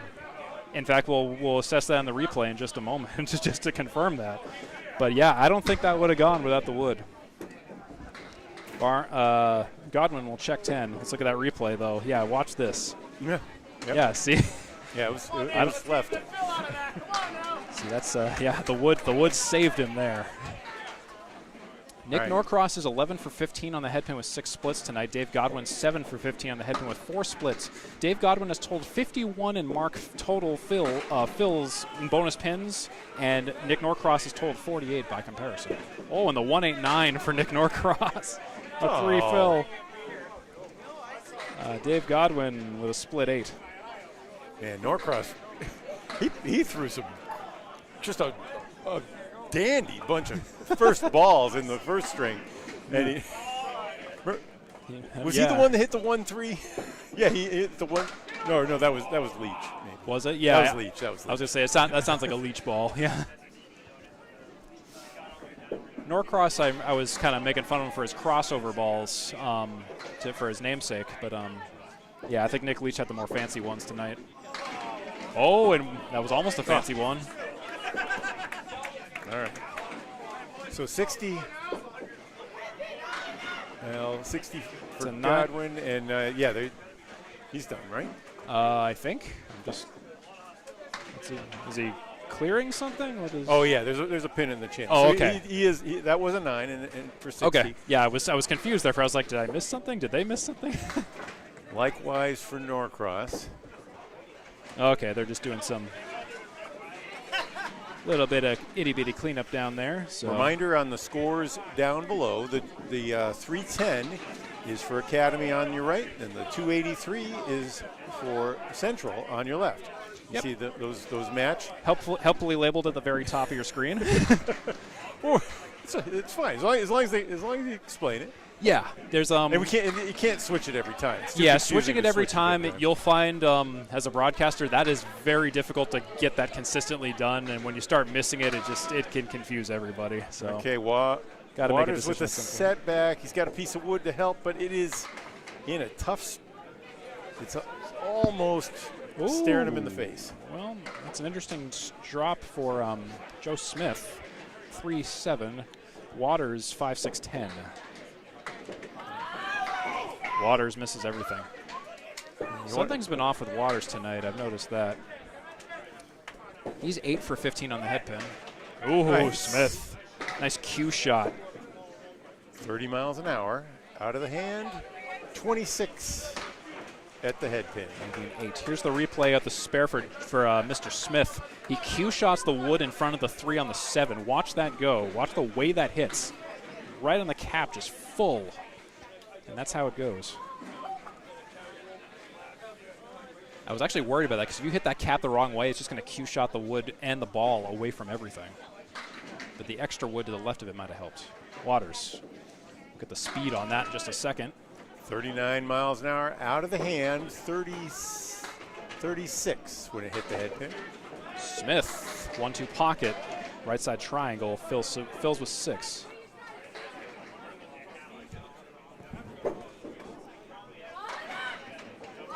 Waters 6-7-9. Will it go? Let's find out. Let's watch together. Oh, too full. Tough. He looks at the ceiling. Smith takes 2 of the 4 on the Mutters diamond. something. The diamond wins again, as Don Gillis would say. The right side diamond. My stats on diamonds, 27% for Pro Bowlers. Very difficult. 9 for Waters, 10 for Smith. Almost.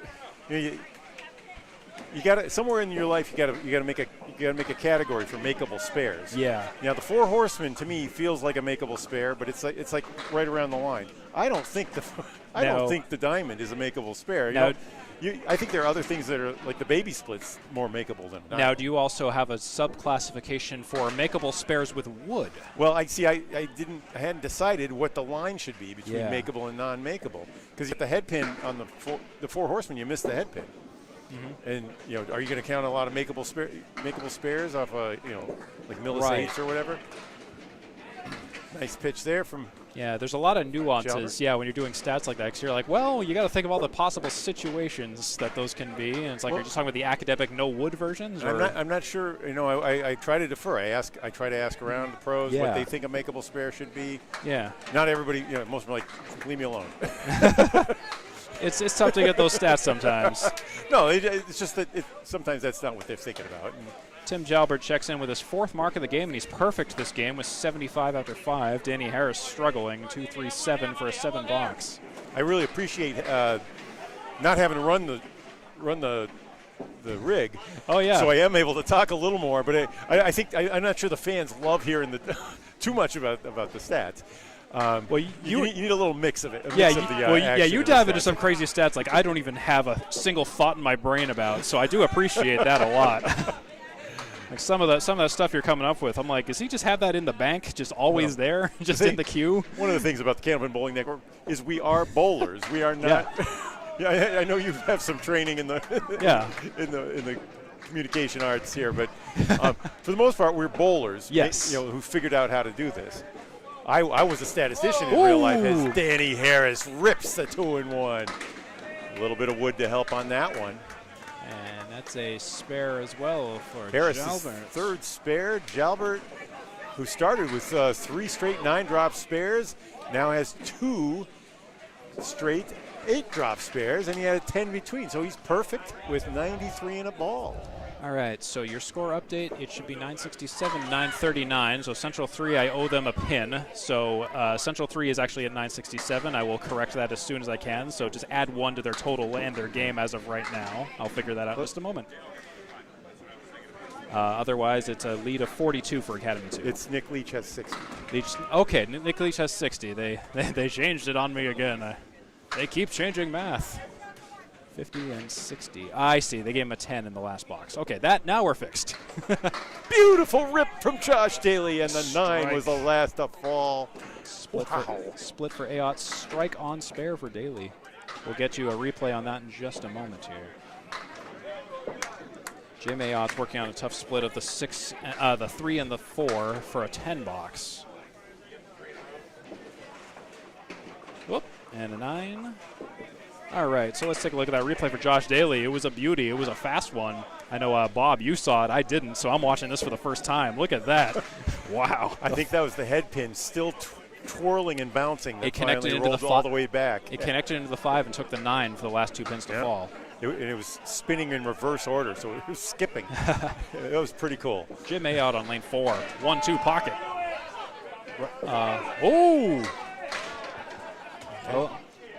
Well, look out. He almost got a slow-moving strike. Josh Daley misses the head pin, but he's got 4 down, 6 up so far. So Josh Daley, who's now right next to Tim Douglas, who's bowling in the match to our left, these are 2 of the 3 bowlers who've thrown a 46-mile-an-hour pitch.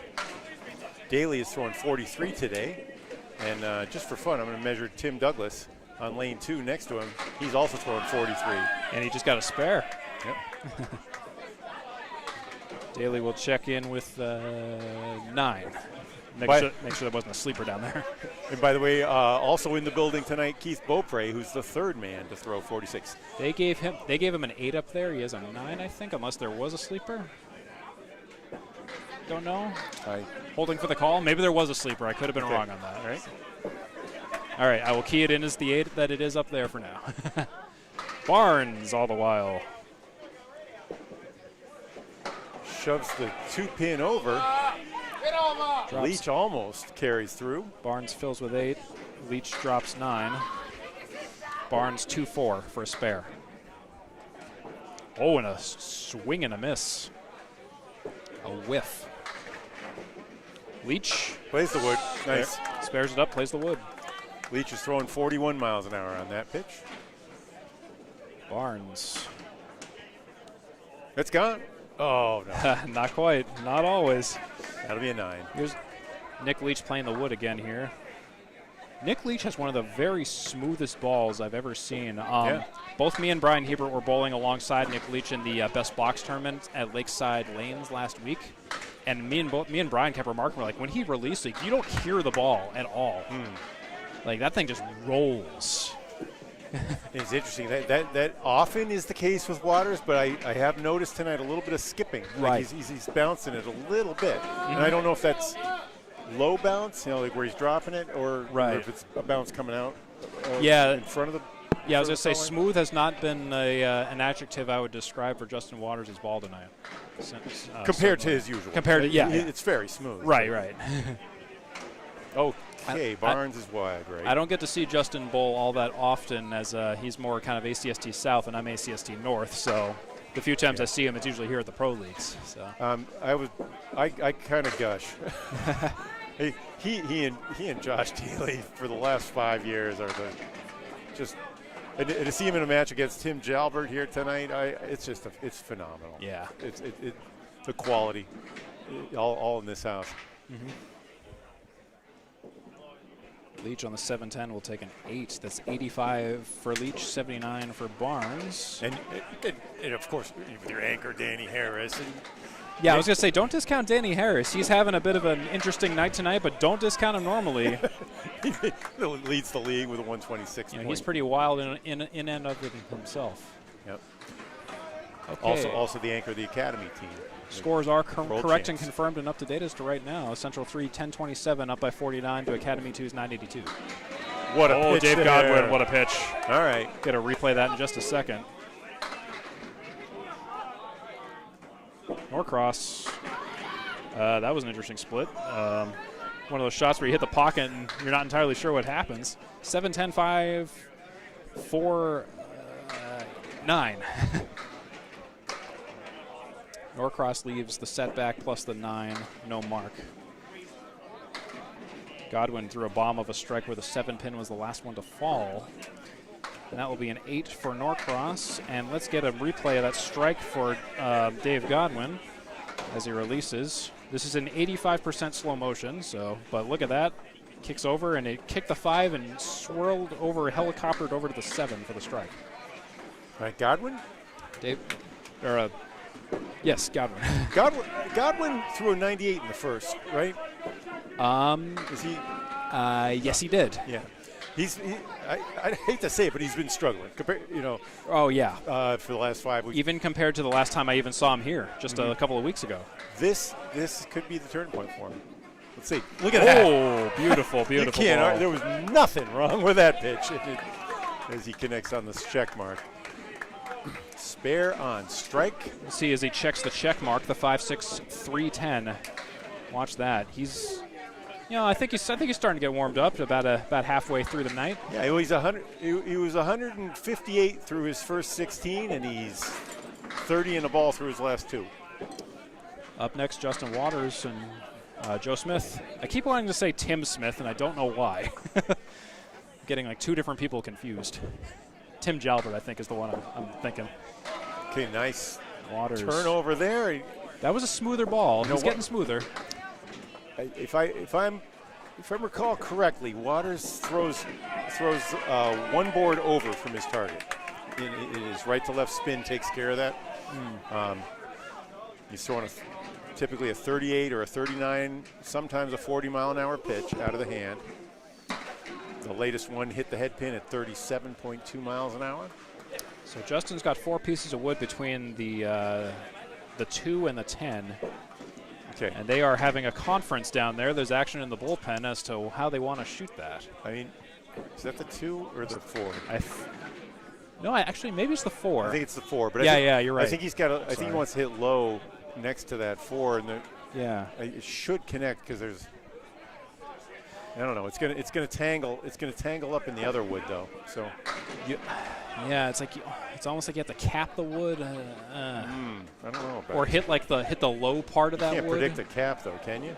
Yeah. Oh my God. Yep. That was it. The ball jumped way left and stayed out of play, but let's look at the replay of that again. The piece of wood that he hit did all the work. It jammed all the way across. And he went boop, boom, and then ball comes back. There were 4 pieces of wood coming with it on the way back. That was cool. That was really cool. That was a nice shot. That was a good conference they had down there. Take that 10 pin. You can't play. You can never make that shot. Oh wow, that was a pocket shot if you could believe that. I've said that a lot tonight. Can you believe that's a pocket shot? And now it's a 6 drop, 6 fill. Justin Waters has totaled 84 in fills tonight. Joe Smith has totaled 88 in fills tonight, and that total keeps on going with another spare. He had a pocket 4 on the first one. Oh, Waters heartbreaker there. A pocket full of 4s. Rage Against the Machine. All right, but Academy now leads by 45 in the string. Got the total down to 25. Yeah, that total lead is just going down, down, down. Oh, an 8-box for Mr. Waters. I think I got the replay on that. Oh, I did not. I hit the button too late. All right. 10-second buffer. Anchor bowlers, this is the 4th time through here in string 2. We're past the midway point. We sure are. Central 3 with a 645 to 575 victory in string 1. Now getting their lumps from Academy. Academy through the current ball up by 51. Whoa, Jalbert stays perfect. Another mark for Jalbert. That is 6 spares around a 10. Perfect this game. Around a 10. His worst box is one lowly 10 box in the 4th frame. And his fills have all been 7 or higher. Wow. Okay, let's look at that mark again on the 3, 5, 10. Look at that. Just a nice full shot, but not too full. All right, and Steve, I do want you to watch the ball coming out of his hand. It's like this optical illusion. He's throwing right to left. It's not an optical illusion. Just he's throwing from the right to the left, from the right side, but the ball comes out with the reverse spin. So his pinky is up. Oh, I think I saw it there. And so devastating. Whoa! Oh my goodness. That's the Tim Jalbert. That's the Tim Jalbert that won the championship. Who is the anchor 2 years ago. Championship Tim. Yeah. Playoff Tim. When do we do the? What month are the? What month are normally it's the? Late April or early May. This year I think it's early May. It's April Tim or May Tim. It doesn't have as much of a ring as January, but you know. Yes. It's like NFL. All right, for a 10. 10 for Harris. I think I got a replay of that, or at least the end of that strike. Yeah, there he goes. He's All right, well, we got 10 boxes to play here in the second string, and it's been all Academy 2 in the second. And so your score update, it looks like Central 3 still leads by 25. That lead has been dropping from 70. Is it 1098 to 1073? Yes, it is. Marks are 4-1. There are 4 open marks on Academy 2. The wall of defense, particularly to Central 3's 1 open mark. So that's going to be huge. Yeah, so figure that's add another 18 or so to the lead, maybe 20. Wild. It's going to be really close to a tie in the total.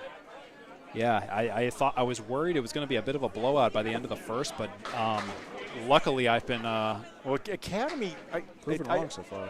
Academy did not bowl that well at the beginning of the season. They've been coming on, and I think in the last 5 or 6 weeks they've been the best team out here. Yeah.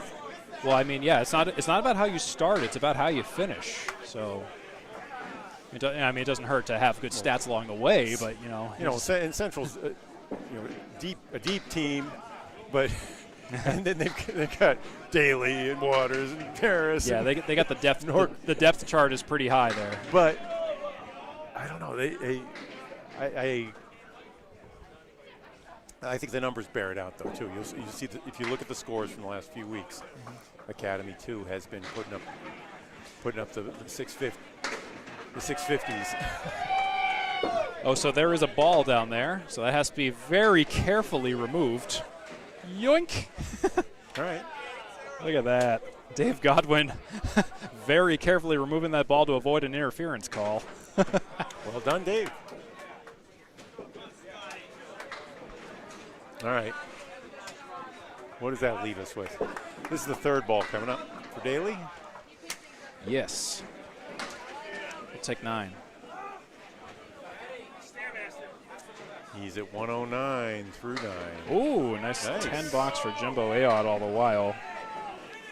And in lieu of a mark, we'll play the replay on that 10. It was the 1537. Watch that go on the 1-3 pocket. The way that went, that was great.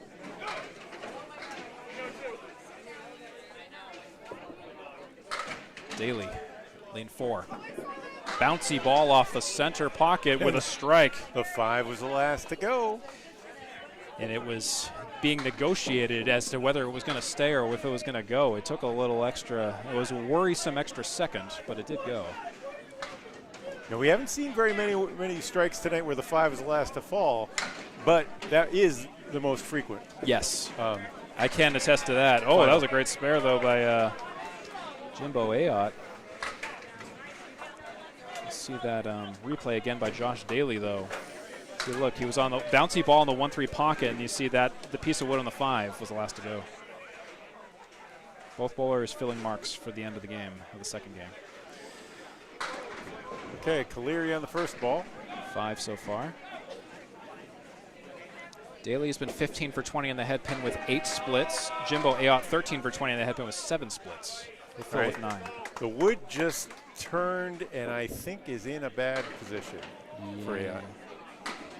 That was a good fill ball. Daley with 8. Oh, doesn't matter. Yeah, I was gonna say I was like, am I off or you off? It would have been hard for him to make a spare in the 11th box there, I tell you. We gave him mostly an extra because box. of the rules, but also because of that pin. If it weren't for those pesky rules, we would just keep going and they would just keep bowling till they won. Leach is on the left side, takes 6, takes 4, 6 pack. 6. Check his ID.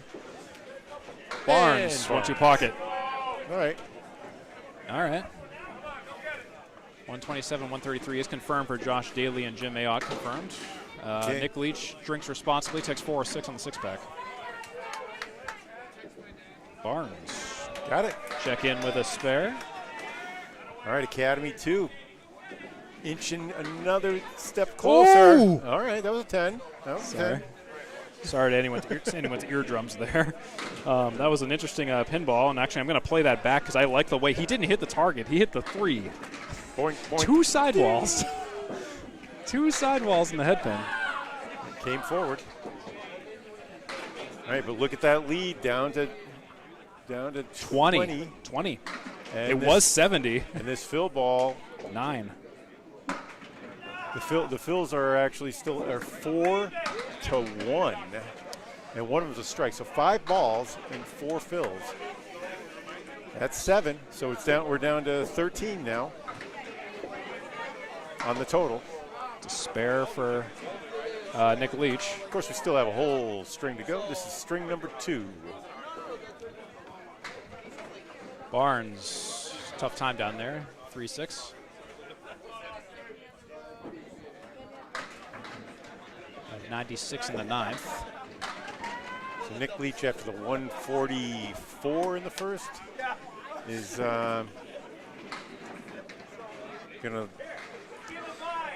look to get to 115 with the fill here. Nick Leach, 14 for 20 in the head pin with 8 splits. Austin Barnes, 12 for 20 in the head pin with 4 splits. Yeah, he struggled a bit this string. After the big.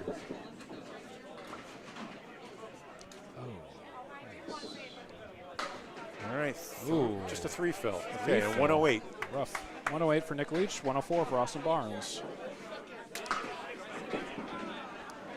Actually, I just realized I had a dope moment. I was talking earlier about totals and bonus pins based off of marks, and I realized I was reading the wrong number. So actually, everything I said maybe about 20 or 30 minutes ago, just scratch that. Okay. All good. Lead is down to 18 for Central Academy 2. No, Central 3, I mean. Numbers. Yeah. Nick's spare in the 10th helped claw back 5.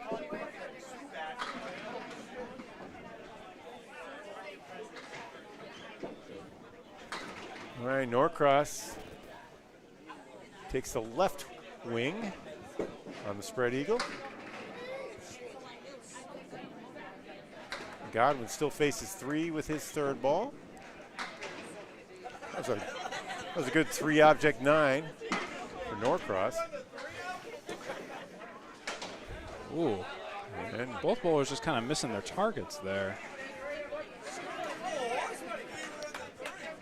91 to 102, Nick Norcross and Dave Godwin, respectively. Some odd misses on their shots there for the extra pinnage. Pinnage, an official word of Candlepin Bowling Network. 2 ends in there. Norcross dropping 6 with a split. Oh, Dave Godwin, another eagle. Quite a few eagles per capita recently. Nick Norcross 16 for 20 in the head pin with 9 splits. Dave Godwin 11 for 20 in the head pin with 6 splits. No mark for Norcross. Godwin all the while. Sails through the void, and the void stares back. Okay, Norcross needs 1 pin for 100. Facing the 3-9. And he has Uno. Century. Ejecto Cito, cuz. And come on, all right, a tough 4 there for Godwin. He ends up with a 106. No, I'm sorry. It is a 4. I didn't see the sleeper. Yeah. So 100 to 106. No. What? Wait. I don't think that's right. Yeah. There we go. Okay, yeah, 106. Yeah, I was like, wait a heckin' second. The official scoreboard was going haywire. Yeah, I was like, I don't think I was that off. All right. Okay, yeah, we are up to date now. Tough box there at the end. So that means it's 24 lead for Central 3 in the total. Oh. Ooh, Waters. What? Head pin. Right. Escapes the split. Left side Candlepin corner is left. Good head work there. And it doesn't. It doesn't fall. 4 times it was hit. What? You were hit. I was almost about to mark it as a 9 fill. I looked away and I was like, no, that has to fall. And Waters. Oh, Waters, heartbreaker. A little bit thin, but otherwise a nearly perfect shot. I think he wants to split it, and it'll go. Nope. Oh, he tried. He had the right idea. Yeah, the wood was set a little deep, I guess. Yep. Waters on the 7. Takes the 10. And a 9. And Joe Smith will take a 9. 112 for Waters, 115 for Smith in the 9th.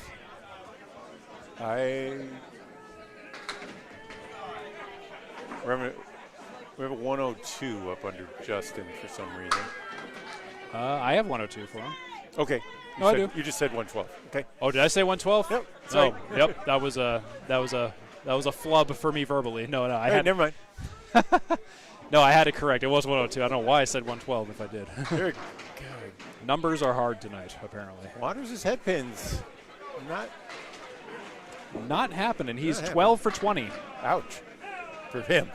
Smith didn't hit it either, but he's a 70, one of the very few in the ACST over 70. But tonight it's just not happening. But it happens there. He's on the head pin there for a spare. Joe Smith, hey, a spare of his own. And to choose which replay to go, I had Justin Waters because we had to celebrate his head pin shot. All With right. a 137. Smith's got himself up to 125 plus this final fill. Waters at 112 plus this ball. Oh, great. And he'll check 10 for the fill. Hey, that was his first strike of the match. And he couldn't even get credited for a strike. He could only get credited for 10. All right. Smith will just take a 5. Yeah. So gainer there for Central. They've stemmed, it was a 5 ball to 1 plus 20. We thought that there was going to be a lead change, and Yeah. Central has staved it off down to the anchors. Lead at 22 for Central 3 now. It was 70 at the end of the first game. Tim Jalbert at 50 over as Danny Harris can talk about Central rallying. The 5 was the last to fall forward in that one. Jalbert rips and breaks up the split. 7 so far on his strike fill. And the wood rests That's looking just behind. It won't rest, actually. 247, piece of wood behind the 247, or the 2 and the 4. Settling somewhere to the northeast of the 2. Now the north. All right. Just play it like a 3-pinner. It shouldn't be anything too tricky. Nope. Nope, That's that an was 8 way fill. off. It's an 8 fill, yeah. All right, he's got 6 spares and a strike, and that's his first pin left up. No perfect game yet from either of these superstar squads. Jalbert sitting at 147 through 9. Harris for the double. He got. Oh, no, he didn't. It hit it again. What the heck with a 7-pin? All right, Jalbert makes the. Hey, Jalbert got it. And for the 3rd straight time, the 5 is the last to fall. This time it falls forward. This has been a clinic of getting ripped off. All right. Here's Tim Jalbert's strike again. Danny Harris's not strike.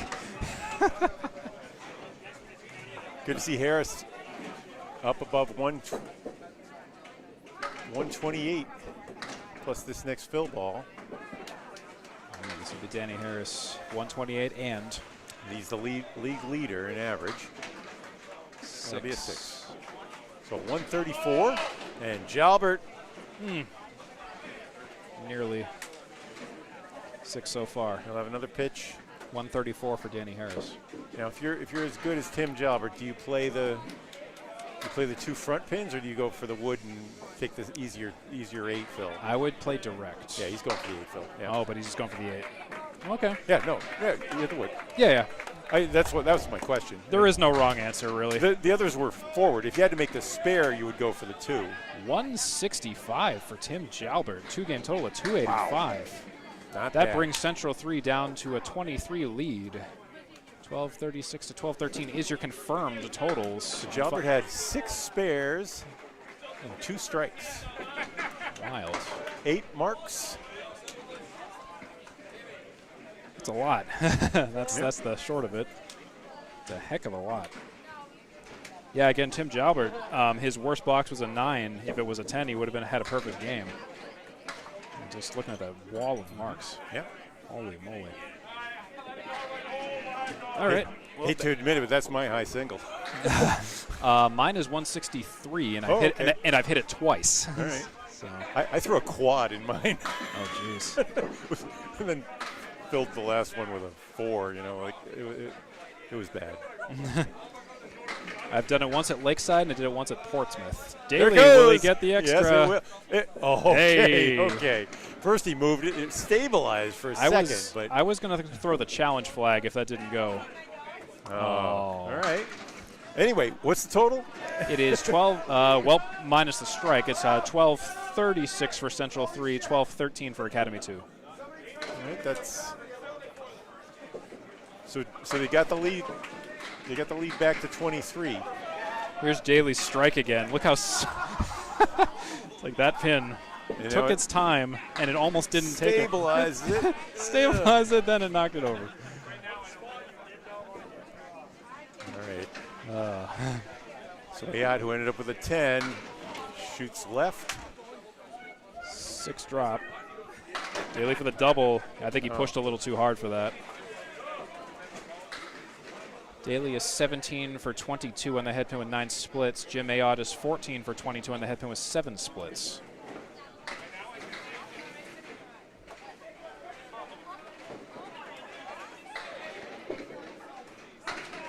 Nice shot. Nice spare. Hey, And and a an nice even better spare. one. Oh my goodness, what a pair of spares. What a pair of spares. They were both 3-in-1s of different varieties. Daley's classic rail in 1, and I believe Jimbo's was a side saddle triangle +1. It's wood. Austin Barnes, 4 horsemen and a sleeper. Nick Leach on the head pin with a split. 2, 3, 4, 7. Barnes, 4 horsemen left and the 8. He fires. Head Right. pin a little too full.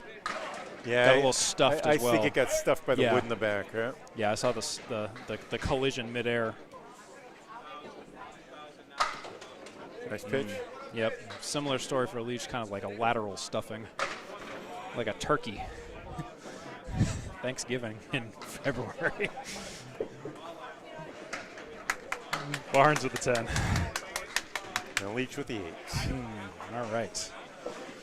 Nick Leach has gone 15 for 21 on the head pin tonight with 9 splits. Austin Barnes 12 for 21 on the head pin with 4 splits. Central 3 and Academy 2 are champions from the past 2 seasons. Barnes on the head pin with a bomb of a strike. Leach check mark right, 6 drop. Timmy Douglas burying a strike on lane 2 just for the bonus coverage there. For posterity's sake. That's a nice one. Leach checks the check mark.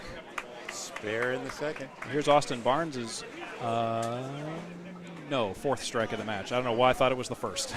It was his 4th. All right, Dave Godwin, Nick Norcross. Dave Godwin has no strikes tonight. Huh. No, was that a fill in the 11th box? He threw a strike.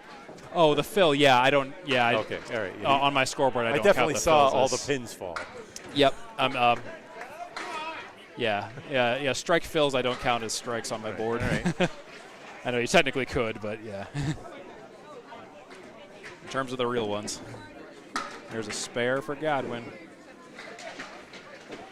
Norcross. Oh boy.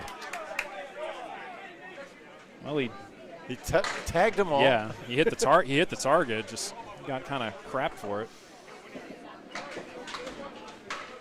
What? Yeah. Uh-oh. What is right?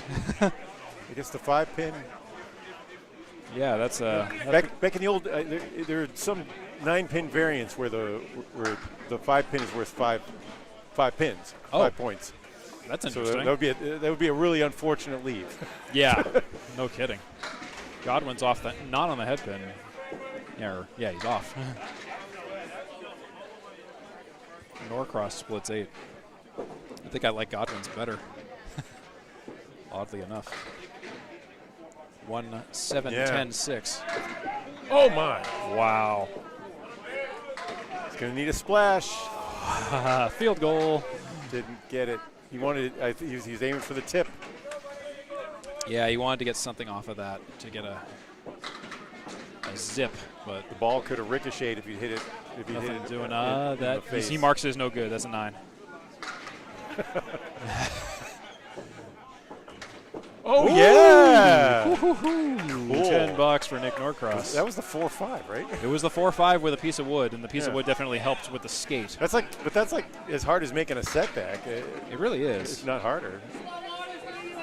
No, it's not. It can't be harder because setback has. I think it's a little easier than a setback. Yeah. Not much easier, but a little easier. Because you don't have setback is when you have the 4-7 and the 5, or the 6-10 and the 5. Right. And just for the viewers. Joe Smith will take 5. A little right. How many swings, Bob? 3. I only counted 3 that time. Yeah, you kind of stopped early. Well, 4 wasn't good. We saw that. This is 3 swings. Nice pitch there. 8 drop. On the head pin, at least. You know, his ball doesn't move a lot left to right, not right to left. It is a right to left. He throws with a right to left spin. That was 4 swings. Okay. And he's just right. See, when he swings 4 times, it's no good. I don't know. 1, 2, 3. Yeah, 3. There's 3. I think sometimes he just drops it. Like the first one isn't really a full swing. Yeah. It's just like a half swing back. Yeah, that's fair. But it is interesting. It's not exactly the same. Now you've got me watching that every time. All right, sorry. That's fascinating. It's like this mini game of how many swings. Place your bets.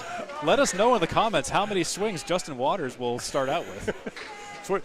It's what statisticians do. We count. We just count things until, we're not always sure it amounts to anything. Be sure to share Candlepin Bowling Network, hashtag how many swings. All right. I like that pitch. It was a little bit on the crossover side, on the 1-2 pocket. Yeah. Smith. Oh, he got stuffed by that wood in the cap. Here's the classic baby split. He wants the ball. I think he wants the ball to hit the right side and take out the 10. 3 swings.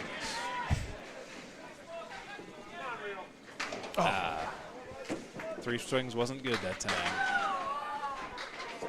As Bob Lee shakes hands very carefully with Charles Collins. Charles Collins, who had an incident with a can very recently. It's 9 for Smith and 9 for Waters. 19 after 2 for Waters and 18 after 2 for Mr. Joe Smith.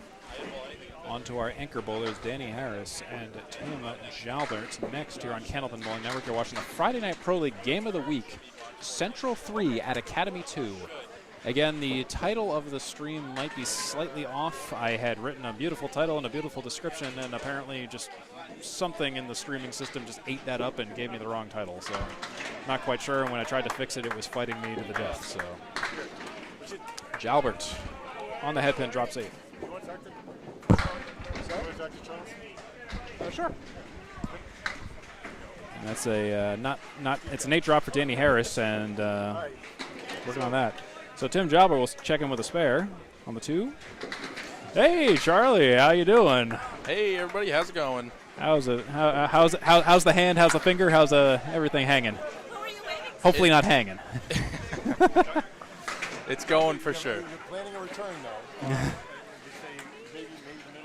I'm planning a return this upcoming March. Hopefully everything's fine, but we will 100% see though. Isn't that like the worst way to go out? Just like on the dumbest like little thing to get hurt on, you know? Oh, and that's a strike on spare for Danny Harris. Very dumb way to go out with with a soup can. Yes, I'm getting a lot of funny laughs about that for sure. A lot of that, which I like the laughs, so I will. Laughs are good, especially when that happens. You know. Yes, yes. My whole team's been giving it to me. Nardone has been giving it to me. Troy, everybody that I know and really good friends with, they've been giving it to me. And I love it. I love it. Oh yeah, absolutely. All right, top of the roster, top of the score, top of the everything. It's time for your score update. Central 3 leads by 28, 13:52 to Academy 2's 13:24 in the game. Central 3 has up by 5, 116 to Academy 2's 111. 3 open marks for Central 3, 3 open marks for Academy 2. That is the story, and now top of the roster, and welcome back, Bob Lee. Hey, Steve. So Charlie may be back? Maybe back? Yeah, he may be back. He can do it. Well, he's been out for. Sorry, he can't do it. I was waiting for you to react. I was like, are these jokes just not funny, or? No. My dry sense of humor is a desert tonight, apparently. Oh, nice pitch from Ayotte, but I gotta look at you next time I do a joke. I'd be like, So Daley fills with 5, splits 5. 7 split for Ayotte. All right. This is 4, 7, and 10. There's wood to help. A lot of wood in front that won't help, but it goes. Nice shot. How about that?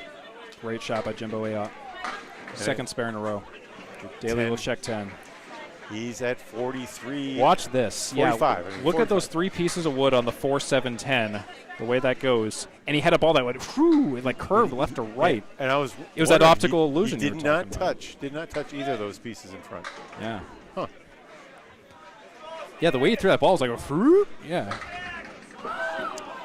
I believe all of the bowlers on Academy throw with a reverse spin. That's wild. It's like the coordinator or something. Yeah. 1-3 pocket there. I was surprised by that. I may be mistaken, but I remember noticing that.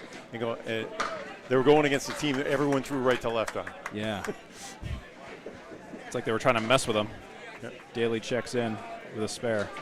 Third mark of the game. Perfect so far. Lowest box is a 10.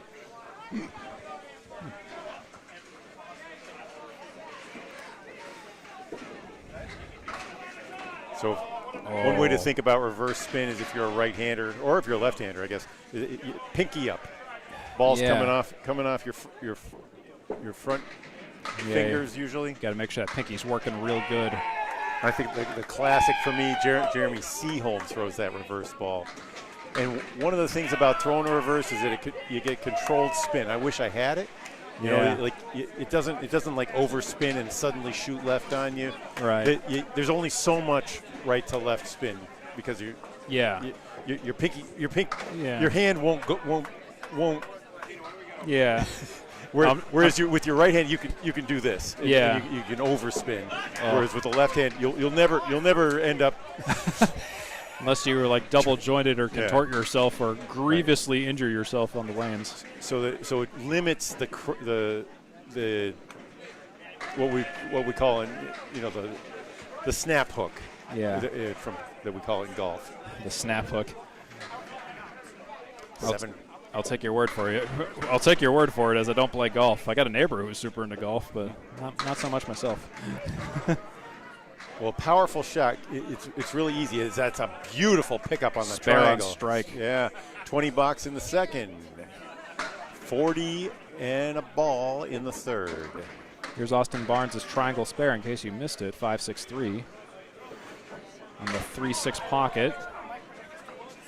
Those triangles go at a 45% rate for pro bowlers. Slightly easier than a diamond. Oh yeah, quite a lot. Because no sleeper in the back. Yeah, diamond's 27. Yeah, it's actually a big drop. Yeah, that's almost the difference between a Caleri and a 4 horseman. Right. Ooh, Nick Leach will split 6 with a banana. Oh. Ooh. Yeah, that was a good breakup on the 5-3 pocket. 5-9 in the back.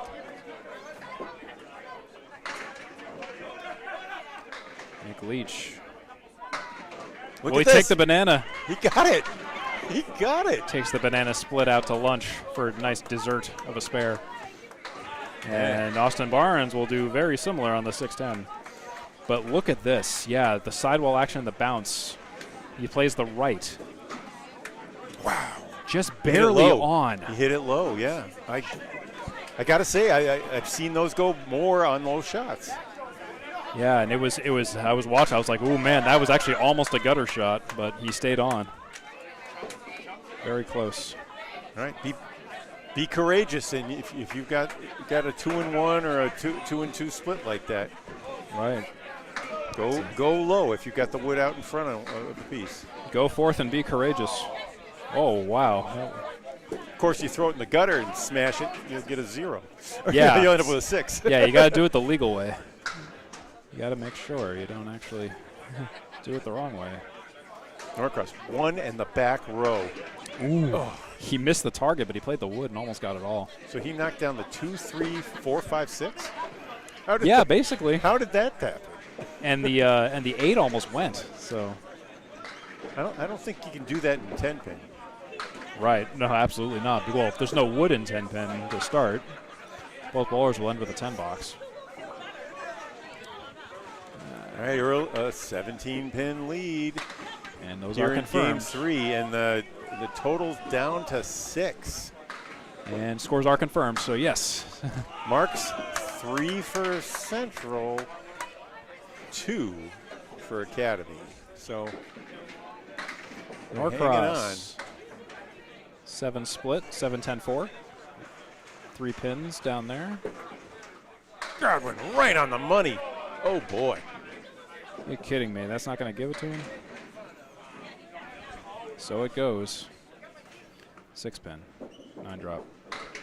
See the 2-1 here? No, he played that one a little high. Frankly, I think low might have gone a little better. Spare for Godwin. All right, Godwin has had his game since the midpoint of the second string.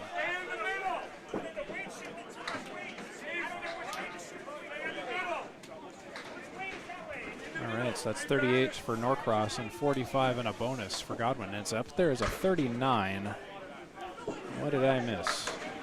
Oh, wait, that was a 10 box, not a 9 box. Excuse me.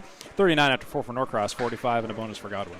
Piece of wood hanging out in the back. Oh, there it goes. All right. There it goes. Lane 3. Here's Waters.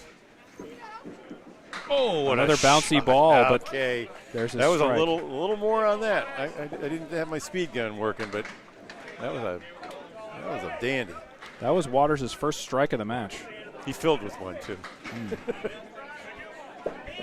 Just Joe Smith almost answers, but he leaves the 6. But he'll clean up for a spare.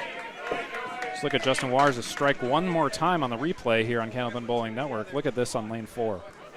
It was a bouncy ball. It was nearly, well, I think it was a ball. It almost looked like a lob, but I think it was a bounce. So. A skip lob, you mean? A skip lob, yeah. Yep. Well, actually, I thought it was a real lob for a moment, but yeah, I remembered it was also a bounce because I heard it. So. All right, Waters. How many swings? Let us know in the comments. For a double. 1-3 pocket, 2 full.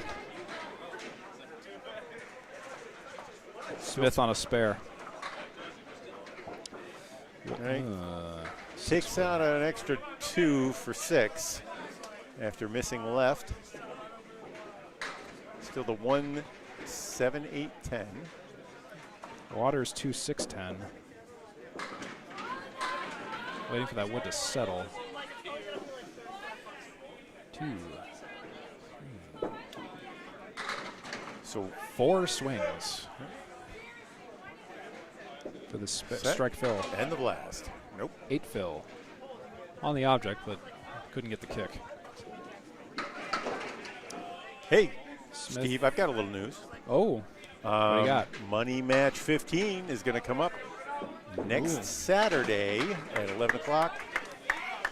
Our Justin Waters and Danny Harris fell to Kai Hunt and Sean Morrison. Sean Morrison and Kai Hunt are going to defend their championship against Sean Baker and Aaron Fontaine.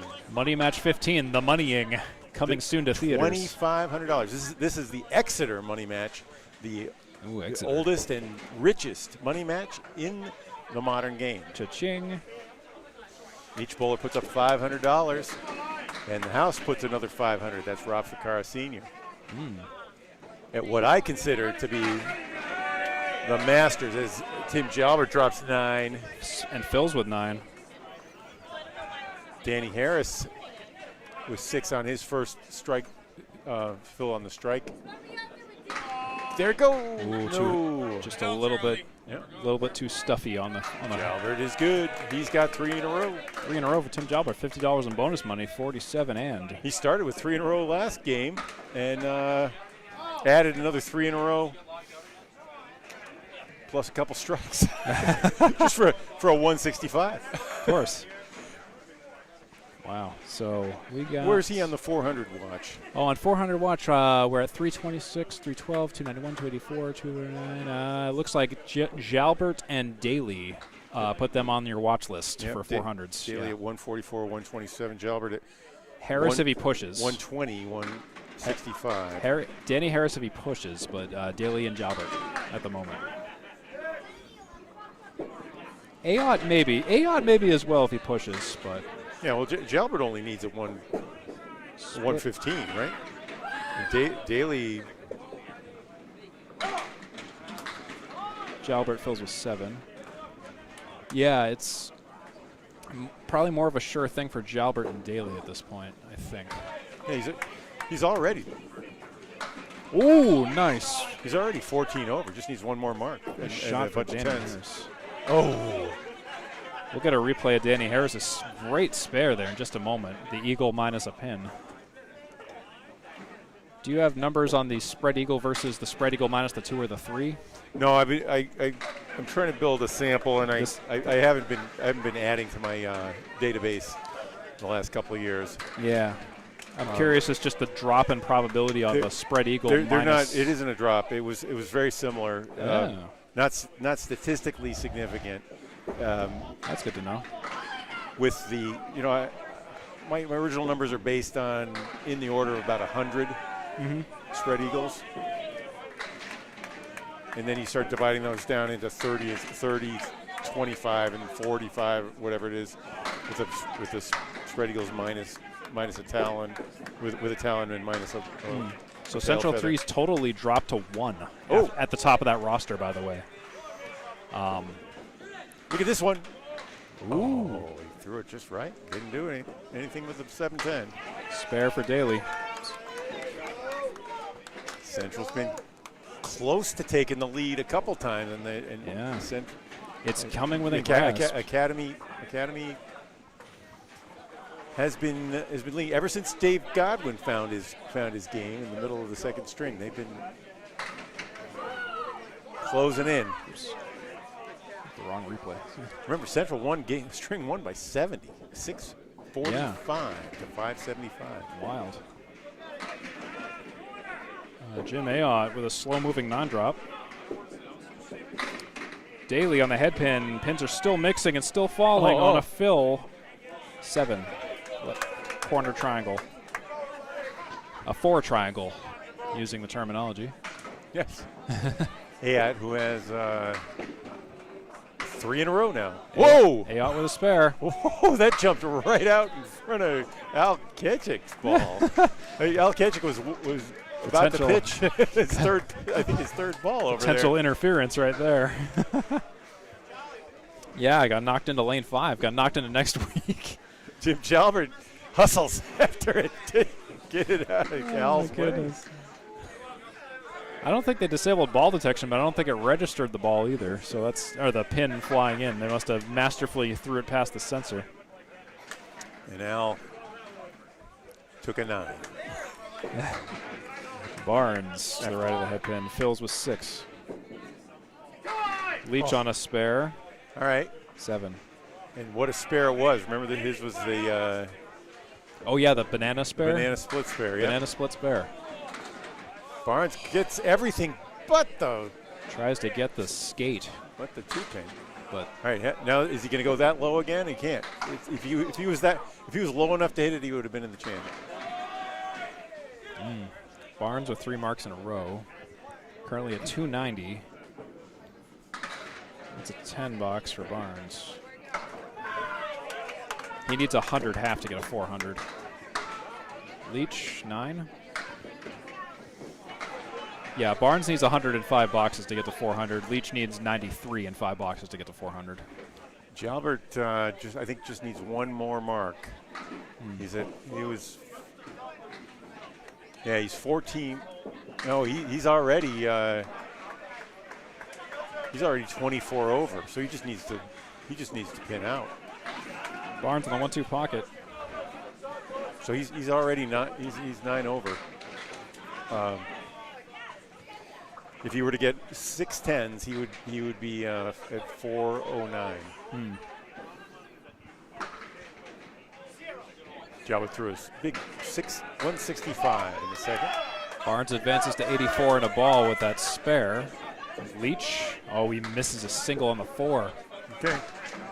Match is getting real tight here. 7 at the moment, well, pending this box. 10, 17 for Central 3 lead. But in the game, it's a difference of 6. Academy 2 has it so far. Yeah, the point differentials are not bad right now. It's now 17 minus a ball. 3 spares for Academy. Right. 2 for Central. 3 open marks for Academy 2, 2 open marks for Central 3. Yeah. Here comes Dave Godwin. Ooh, fills with 5. Missed the 6. 6, excuse me. Yep, late falling pin. Thank you for that. Norcross has a left side inverted check mark.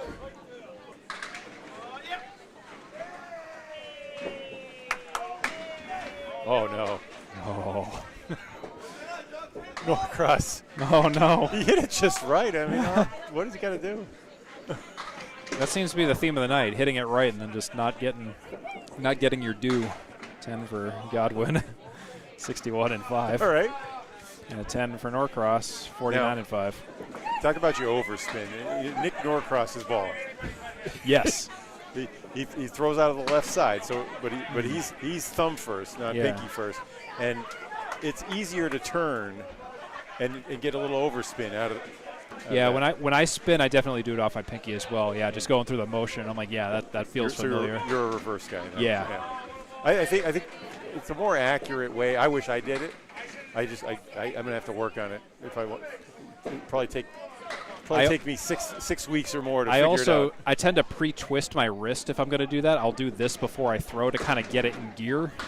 I don't know if it actually does anything, but mentally it kind of gets me in the game. But I don't always do it. There's times where I will forego the spin, depending on how good or bad I'm doing in a game, or if the wrist is just not feeling it. No real reason for spin on a 9-drop, you know. Yeah, exactly. It's risky if you do it that way. Wow, he got more than he bargained for there. Nick Norcross makes lemons out of lemonade, turning a 7 into a 9. All right, what's our difference? 11. Difference is 11, I think. If it's 1558 to 1547, and it's two hits apiece, so it's 11. I might need to make an adjustment there. Actually, I'll catch up in a second what that is. Norcross has 57. Oh, okay. Joe Smith that time. Dave Godwin hangs out to the right a little bit. Yes. Waters with the set. Down the middle. And he's got a strike. 10 was the last to fall. All of his strikes have been in this game. That was a thin one on the 1-2 pocket for Waters. Smith. Oh, just off. All right, so the match was down to 1 a little while ago. Now here comes Central again. We still have 23 boxes. Here's Justin Waters' strike again in case you missed it. Not a whole lot to it, just kind of went down. And we got Smith on the head pin with a 6-drop. Check mark right side. 5-6, 3-10. Waters working on a strike. Head pin, yes. Almost the same spot. Thin on the 1-2 pocket. He just got less of a splash that time. 6 drops so far.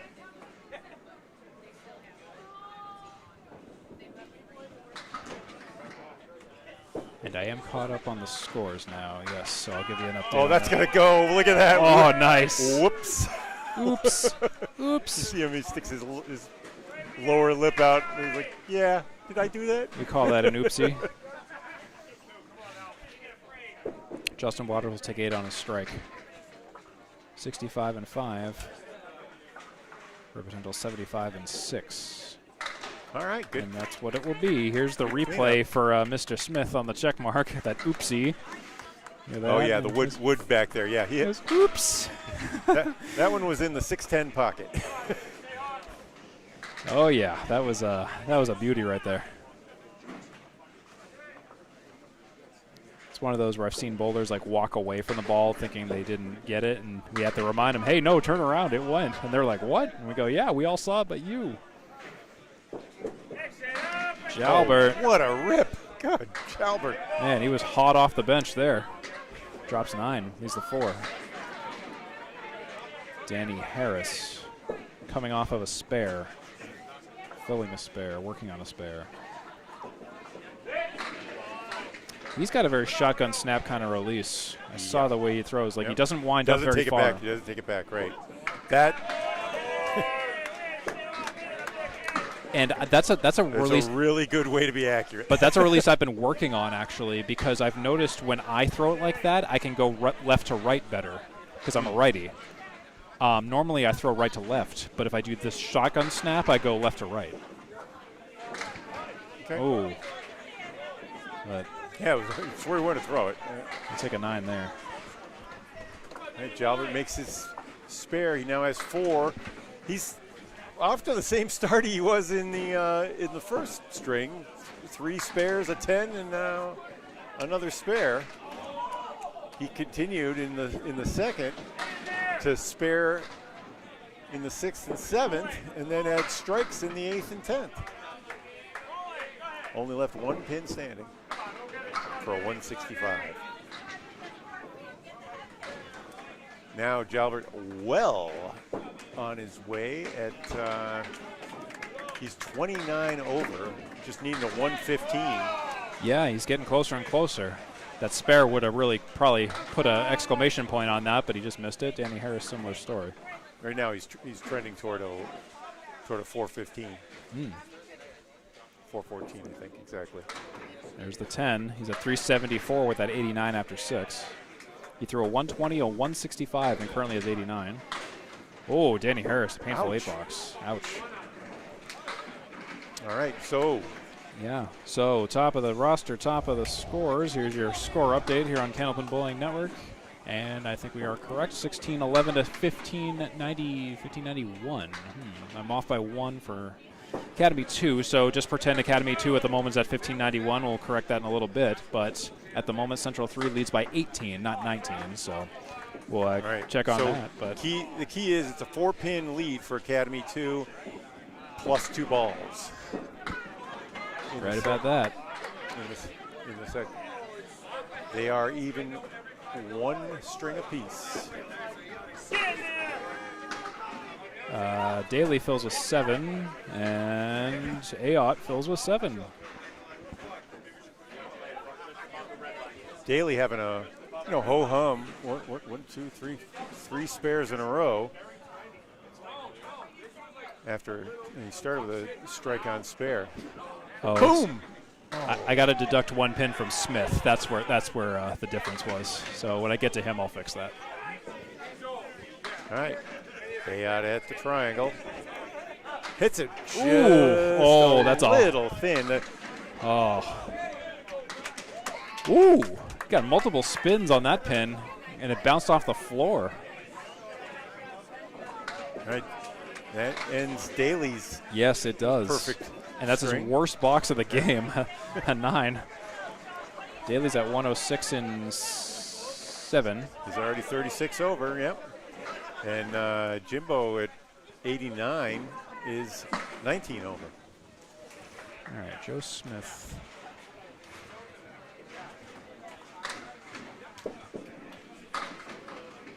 All right, that worked out. All right, I fixed Joe Smith's score in the meantime.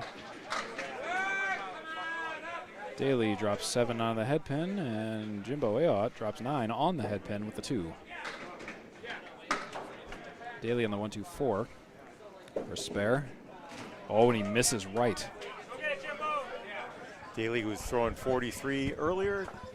Through that last pitch, 42 miles an hour. But Daley is still on the 400 watch list at 377 with 3 boxes to go.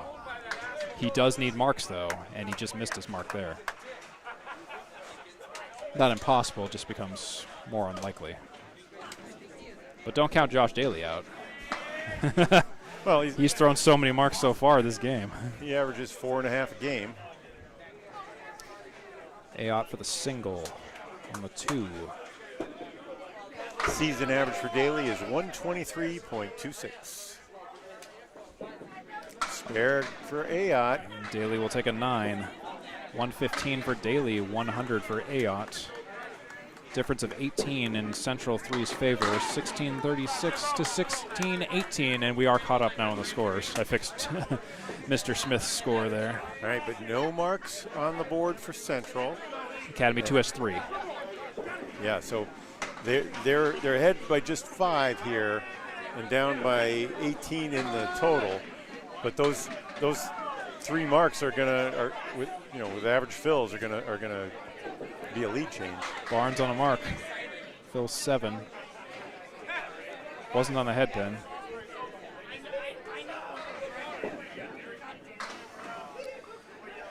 Leach is looking at the 4 and the 10 with plenty of wood to help him.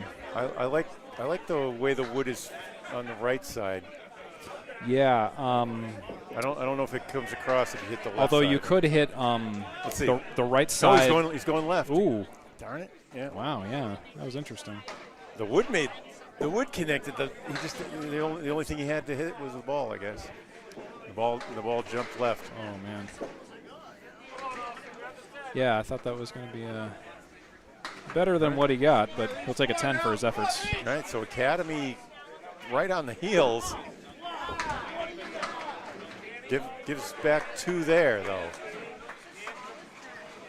All right, 79 for Leach, 99. What the heck did the scoreboard just do down there? There we go, 99 for Barnes. Excuse me, yes. Well, on the 2 pin, but a great leave. Head pin surrounded by wood and the 9 pin in the back. And what a pitch. Wow. 4. Just a little too full, 1589. A spread eagle 4. Leach leaves the 1 and the 9 with a lot of wood. He takes Not a problem. Not a problem. Was not worried about that shot. Austin Barnes has an eagle to deal with. Has about a 1.2% chance of making it. Even Easter Austin. Can't make Easter that Austin. And I think you were there and I were there. Yeah. Easter Austin was a thing to watch. Oh my! He was in his zone, and what I loved was the way that a lot of his teammates here from Academy. Oh yeah. And were just around him, like protecting him, keeping his head out of his whatever. Oh yeah. As he threw a 206, I think it was. I think a 204 or 206. I want to say 206 sounds familiar. Yeah, he was on lane I think 13, and I was on lane 3 at the time. And I remember the whole room just emptied out down there as he was throwing that. And without that, Jeff Surratt took second. Oh yeah. Put up. He started with a 160 and finished with a 160, I think. His bookending. And he was just brilliant. Do you see that? What? That pin is not down. It slid halfway into the gutter. It actually might be standing in the gutter. Well, it can't be. They have the inserts. Let's see. There, it's down now. There Whatever. Who cares? Right. It's a spare now. Hey, well, we're thinking about this Easter, though. This match right here is wicked close. Yes, it is. And both Godwin and Norcross. Oh my goodness. Yeah, if we ended the game right now, it would be a 4-4 split. Wow. Yeah, it's that close. So this is a big third game. Yeah, 1666 to 1652. Yeah. The hits are now 3 for Academy and 2 for Central. And that's big for Norcross. That's spare on strike. And what a pitch. And, well, it gets 8 and maybe. Nope. All right, I like the way the wood is positioned, though, for this spare. He has the double wood in front of the 10, and then he has another double wood pair sitting right where the 5-pin stands. Yeah. He just has to get the ball to touch it or the pins to wedge it, and it'll come straight across. Ready? Oh, no. It didn't touch it. Nope. Yep, that's the risk you take. Yeah. Shooting at the tip was a little risky too, but I think that might have been a little bit better chance. Yeah, you have to hit it just right to get all the touches in on that. That's a 10 box. That pin may be worth 2 points, or at least a point. Yeah. Well, now since we're getting down to within 4 boxes, 2 boxes, these big marks and big swings and big fills are going to be huge. All right, the hits are 2 apiece, but Nick Norcross is on a strike. He sat down with a strike at 88. Yep, we are confirmed 1686 to 1670. It's a difference of 16 for Central 3. Academy 2 up in the game by 7. Wow. 1, 2 swings for Waters. Interesting. Okay, yeah. All right, nice 9-drop there. 2 swings. And a big log. Oh, yeah. A wall of wood, a lumberyard. Joe Smith hits it just right, and the wood stops in a good spot. And he right. fills with 7. I think anything low, and this one should be gone in a second. It is. There it goes. There was a T back there, though, and it almost T-boned. Yeah. Joe needs it low. Oh. Poor guy just missed to the right. Okay, so. And he could have gotten the sweep. That would have gone. Yeah. We'll see here. No. Oh, or maybe not. Well, he had to hit it low. That was a little too high. Yeah. Tough. Okay. But that's tough. I mean, he knew what he was doing. That's why he missed to the right, because he was aiming right at the tip. What's going on with the score up there? Well, the 8 is correct. For now they Joey. fixed it. Yep. I was like, wait a minute. I was like, that ain't right. All right. Yeah. So our difference. It's 12. 11. 12 in the game, 11 in the match. Ooh, thin hit there. All right. But not his best head pin action, but Waters is coming on. Smith splits 4 on the eagle. He's had two strikes and a 9-drop spare here in the 3rd string. You can tell Waters is starting to push. Starting to okay. Push a little too hard there, though. No, pushing isn't always a good thing. Smith doing well to fight his way out of that spread eagle paper bag, whatever you want to call it. Yeah. Waters on the 137. Punches. Oh, yikes. 8 box. And another 8 box for Smith. 8 box for Smith. No blood in that box. Yeah. Down to our last 12. Here are the anchors. Joe Smith and Justin Waters are 19 for 28 on the head pin tonight. 9 splits for Waters, 12 splits for Smith. 19 and 28. That's right around in the upper 60s. Yep. So it's about on par.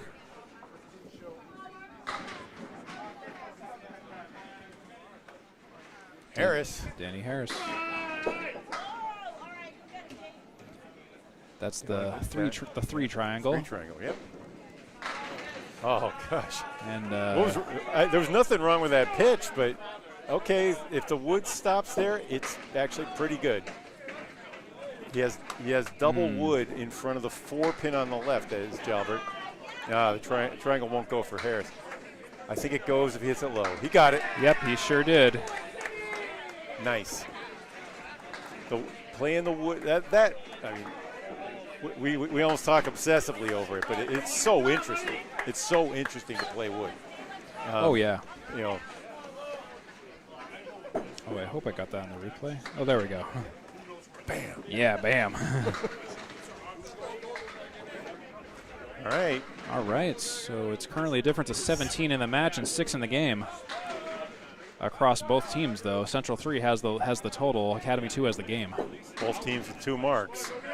Danny Harris. One of them coming up right here. Tim Jalbert's fill. No. Ooh. Okay. All right. He'll take 6 off of that mess. 6 ain't bad. Yeah. And the Woods making that head pin look awfully good. He's got this. It's like this magical cross array of wood down there. Do you see that? Yeah. It's like, do you see that? Oh, my goodness. He's good. He hits the head pin, that thing is going to explode behind it. It's like a big X down there. Unless it jumps. Let's see. No. Oh, he missed it. Yeah, he didn't kick. Everything. He hit the X in the back, and he missed the head pin. Oh, and he didn't get the kick either. Yeah. Oh. Okay. He had everything going for him on that. He grabbed his head after that.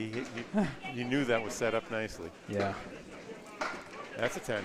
Well, nothing lost at least. So. All right, but we are still. We are dang close. Right at the midpoint between the two. You know, where the total and the game both worth 2 points apiece. Right? Oh yeah. It's not like ECST where the total's worth 4 in the.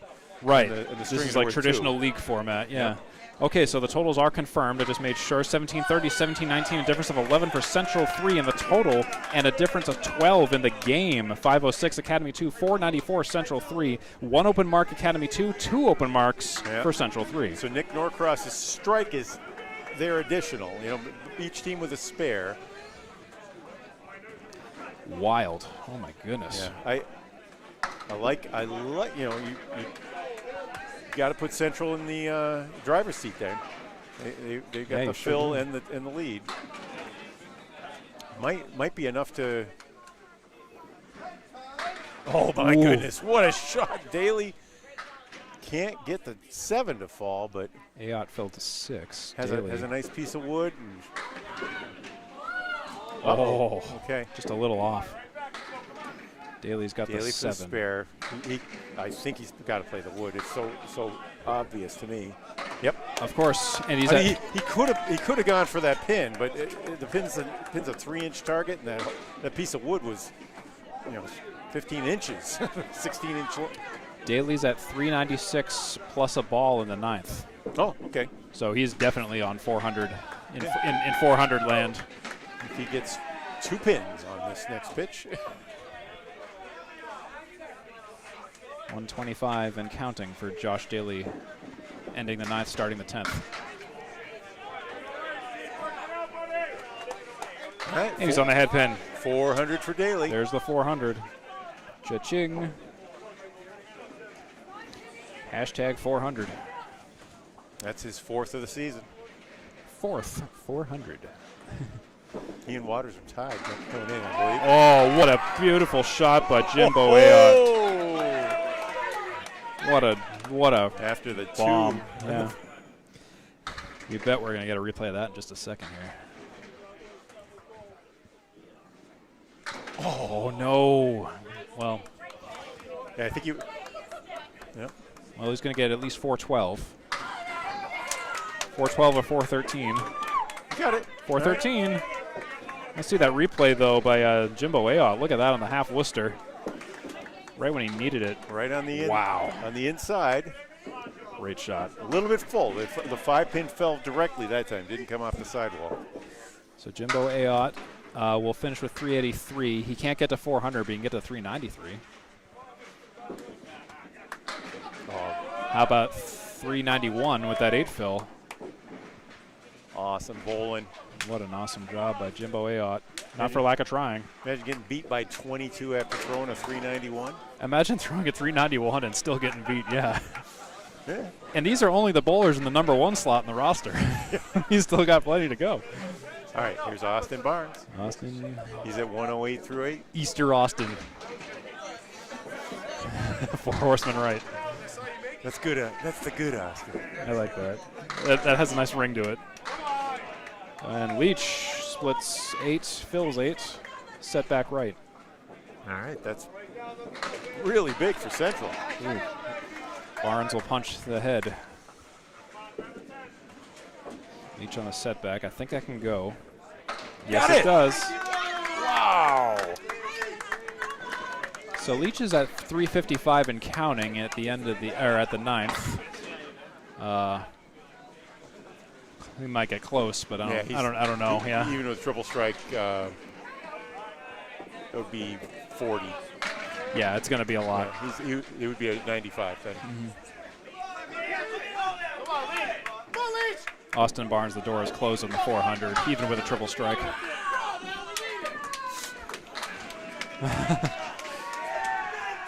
Man, we got marks going all over the place, all around us right now. Yeah, just chaos down there. got 30 of the best bowlers in the game here. Barnes splits 7. And Leach. Oh! Maybe one more. No. It is. All right, the wood set up pretty well there. I think you play it as a single pinner. Barnes. No. Oh, get the skate. No, not quite. He did, and it. Oh my! That was so close. The wood got in the way. I think that was Honorary spare. trending. That was definitely trending. For sure. So both bowlers missing their marks. And we're down to the. They were close though. Both of them were actually close narrow misses. 6 boxes plus this ball. 9 or a 10 for Barnes. Academy's lead now is down to 1.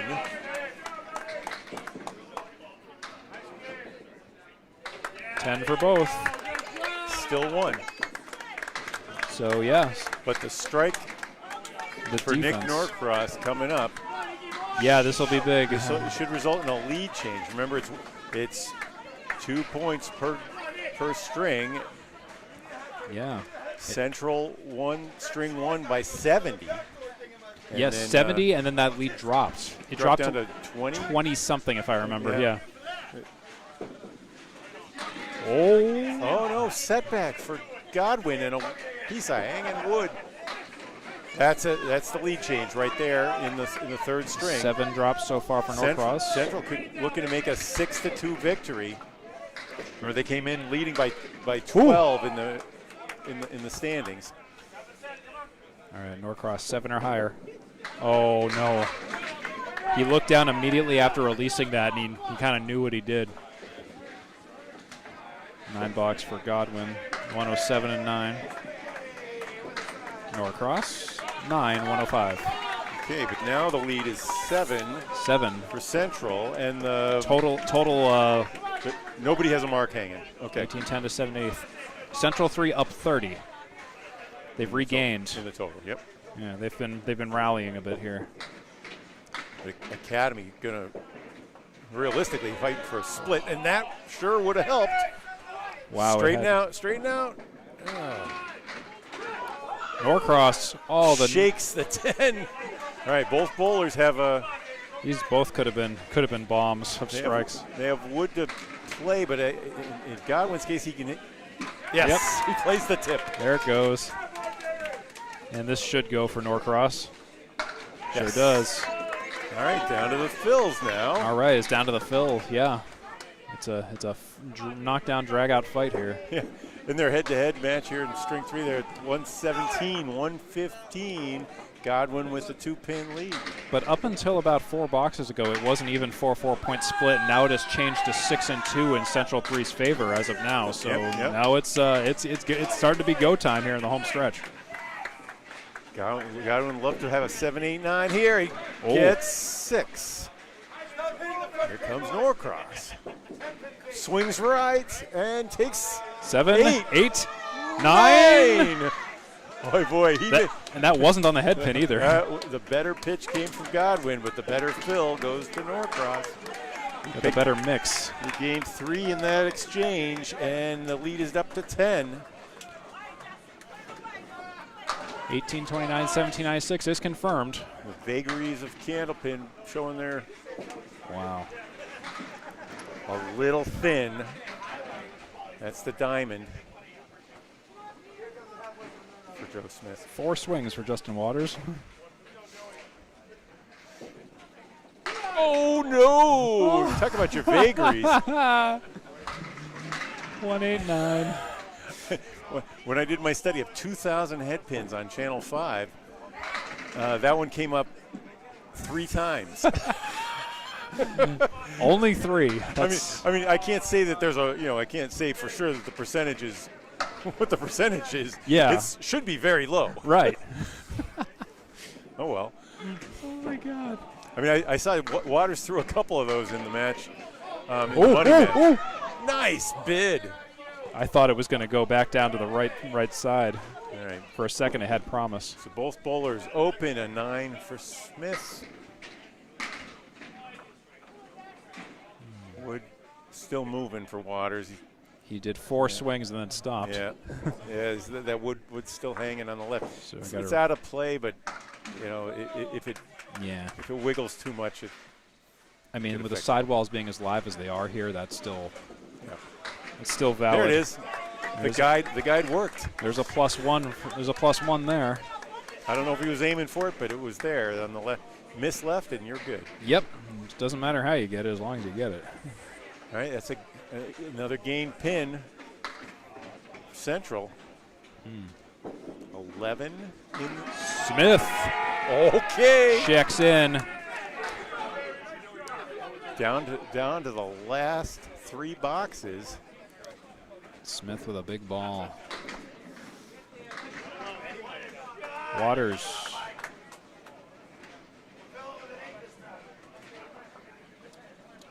The drive on the 1-2 pocket. Oh, boy. Oh, jeez. Banana split for his efforts. All right. Double wood resting against the 4-pin. So here I think he hits the red line on the double wood, and the ball should shoot off at almost a right angle, and has a reasonable chance. The double buffered wood is promising. Plus, he has a chance of rebounding. Let's see. Nope. Oh, he capped it. I don't. That was not the intended target. Wood is out, and I think that's over the line. He's gonna have to get that cleared. Looks out. Yep. Yeah, I'm pretty sure that's out. He was not happy with that. No, I would not be happy about that either. I mean, it's not a disaster, but it could be. Oh no, it's. Yeah, it's. That's in play. Oh, you're kidding me. he held up his little pinchies and said it was just barely in. Wow, yeah, I could have told. I thought. I mean, he can make it with it, but he just wants a couple pins here. He's not. I think he's smart not to. Like, that could. Wasn't even going to try with that. Yeah. Without the spare chance, it's not worth risking because you could easily ended up with a 6 there. Yep. So that's by hitting the ball you wanted to. So no one really getting near the 400 threshold. Waters finishes with a 367. Right. Leach finished with a 373. So the lead is now under 10. And the fill ball. Not a fill. Or is it a fill? Yeah.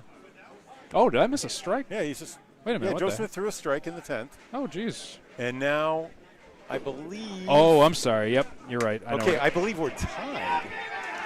That's me again, not realizing there was a fill. Yep. Should be tied now, right? One moment. Come on, scoreboard, go away. Look at this. Please wait thing to go away. I'm just confirming what that was. That was a 9 and a miss. And a 113. Okay, now we're good. Yep. All right, now I'm caught up. And that means it is square, right? Yes, in the game it is square. Correct. Okay. Now, if they tie, they'll get 1 point apiece. Harris rips out the left side. It looked like that was going to be a split. Yeah, I'm liking Harris's better. A setback, 5, 6, and 10. I would play the 6 and kick no wood. I would play the 6 and kick the sidewall. He does, and it doesn't work. Well, yeah, he didn't quite kick the sidewall, Harris though. Gets it. Harris is on the board with a spare. All right, now advantage Central. That'll be a 10. They each get 10 in the 9th, but the bonus coming for Harris will be the difference in the game. And the string score, 621 apiece. Still 621 love in the 3rd here. 1857, 1834 confirmed in the total. Central 3 has about 23. Box and a half to go.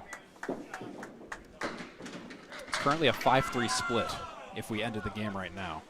Jalbert on the right side hits the 1-3 pocket. Split 7.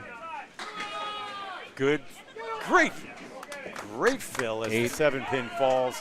It's big. Central with the 8-pin lead, looking for a 6-2 victory. Jalbert's in a must-mark situation. A must-mark, yep. Jalbert's gone 23 for 30 on the head pin, and he missed it. Didn't go unless something crazy happens. No, that's it. Nope. And it'll be a 6-2 victory, Central Park. 135 for Tim Jalbert. Tim Jalbert, 420. 420. So we got 2 400s one on each team. Yep. Tim Jalbert finishes with a 420 with that 135. That big 165 in the second, the big one, but Danny Harris. Danny Harris is just going to finish it off here. Bonus spins. 131 and make that a 137. 394, just barely missing 400. Oh, wow. How about that? Danny Harris. Yeah. After a weak start, very strong finish.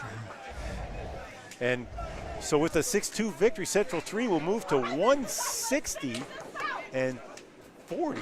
Yes. And Academy 2 came in at 142 and 50. They're going to drop to 144 and 56. Exeter is in another building, so we don't know what their scores were. they're in the sandwich between the two.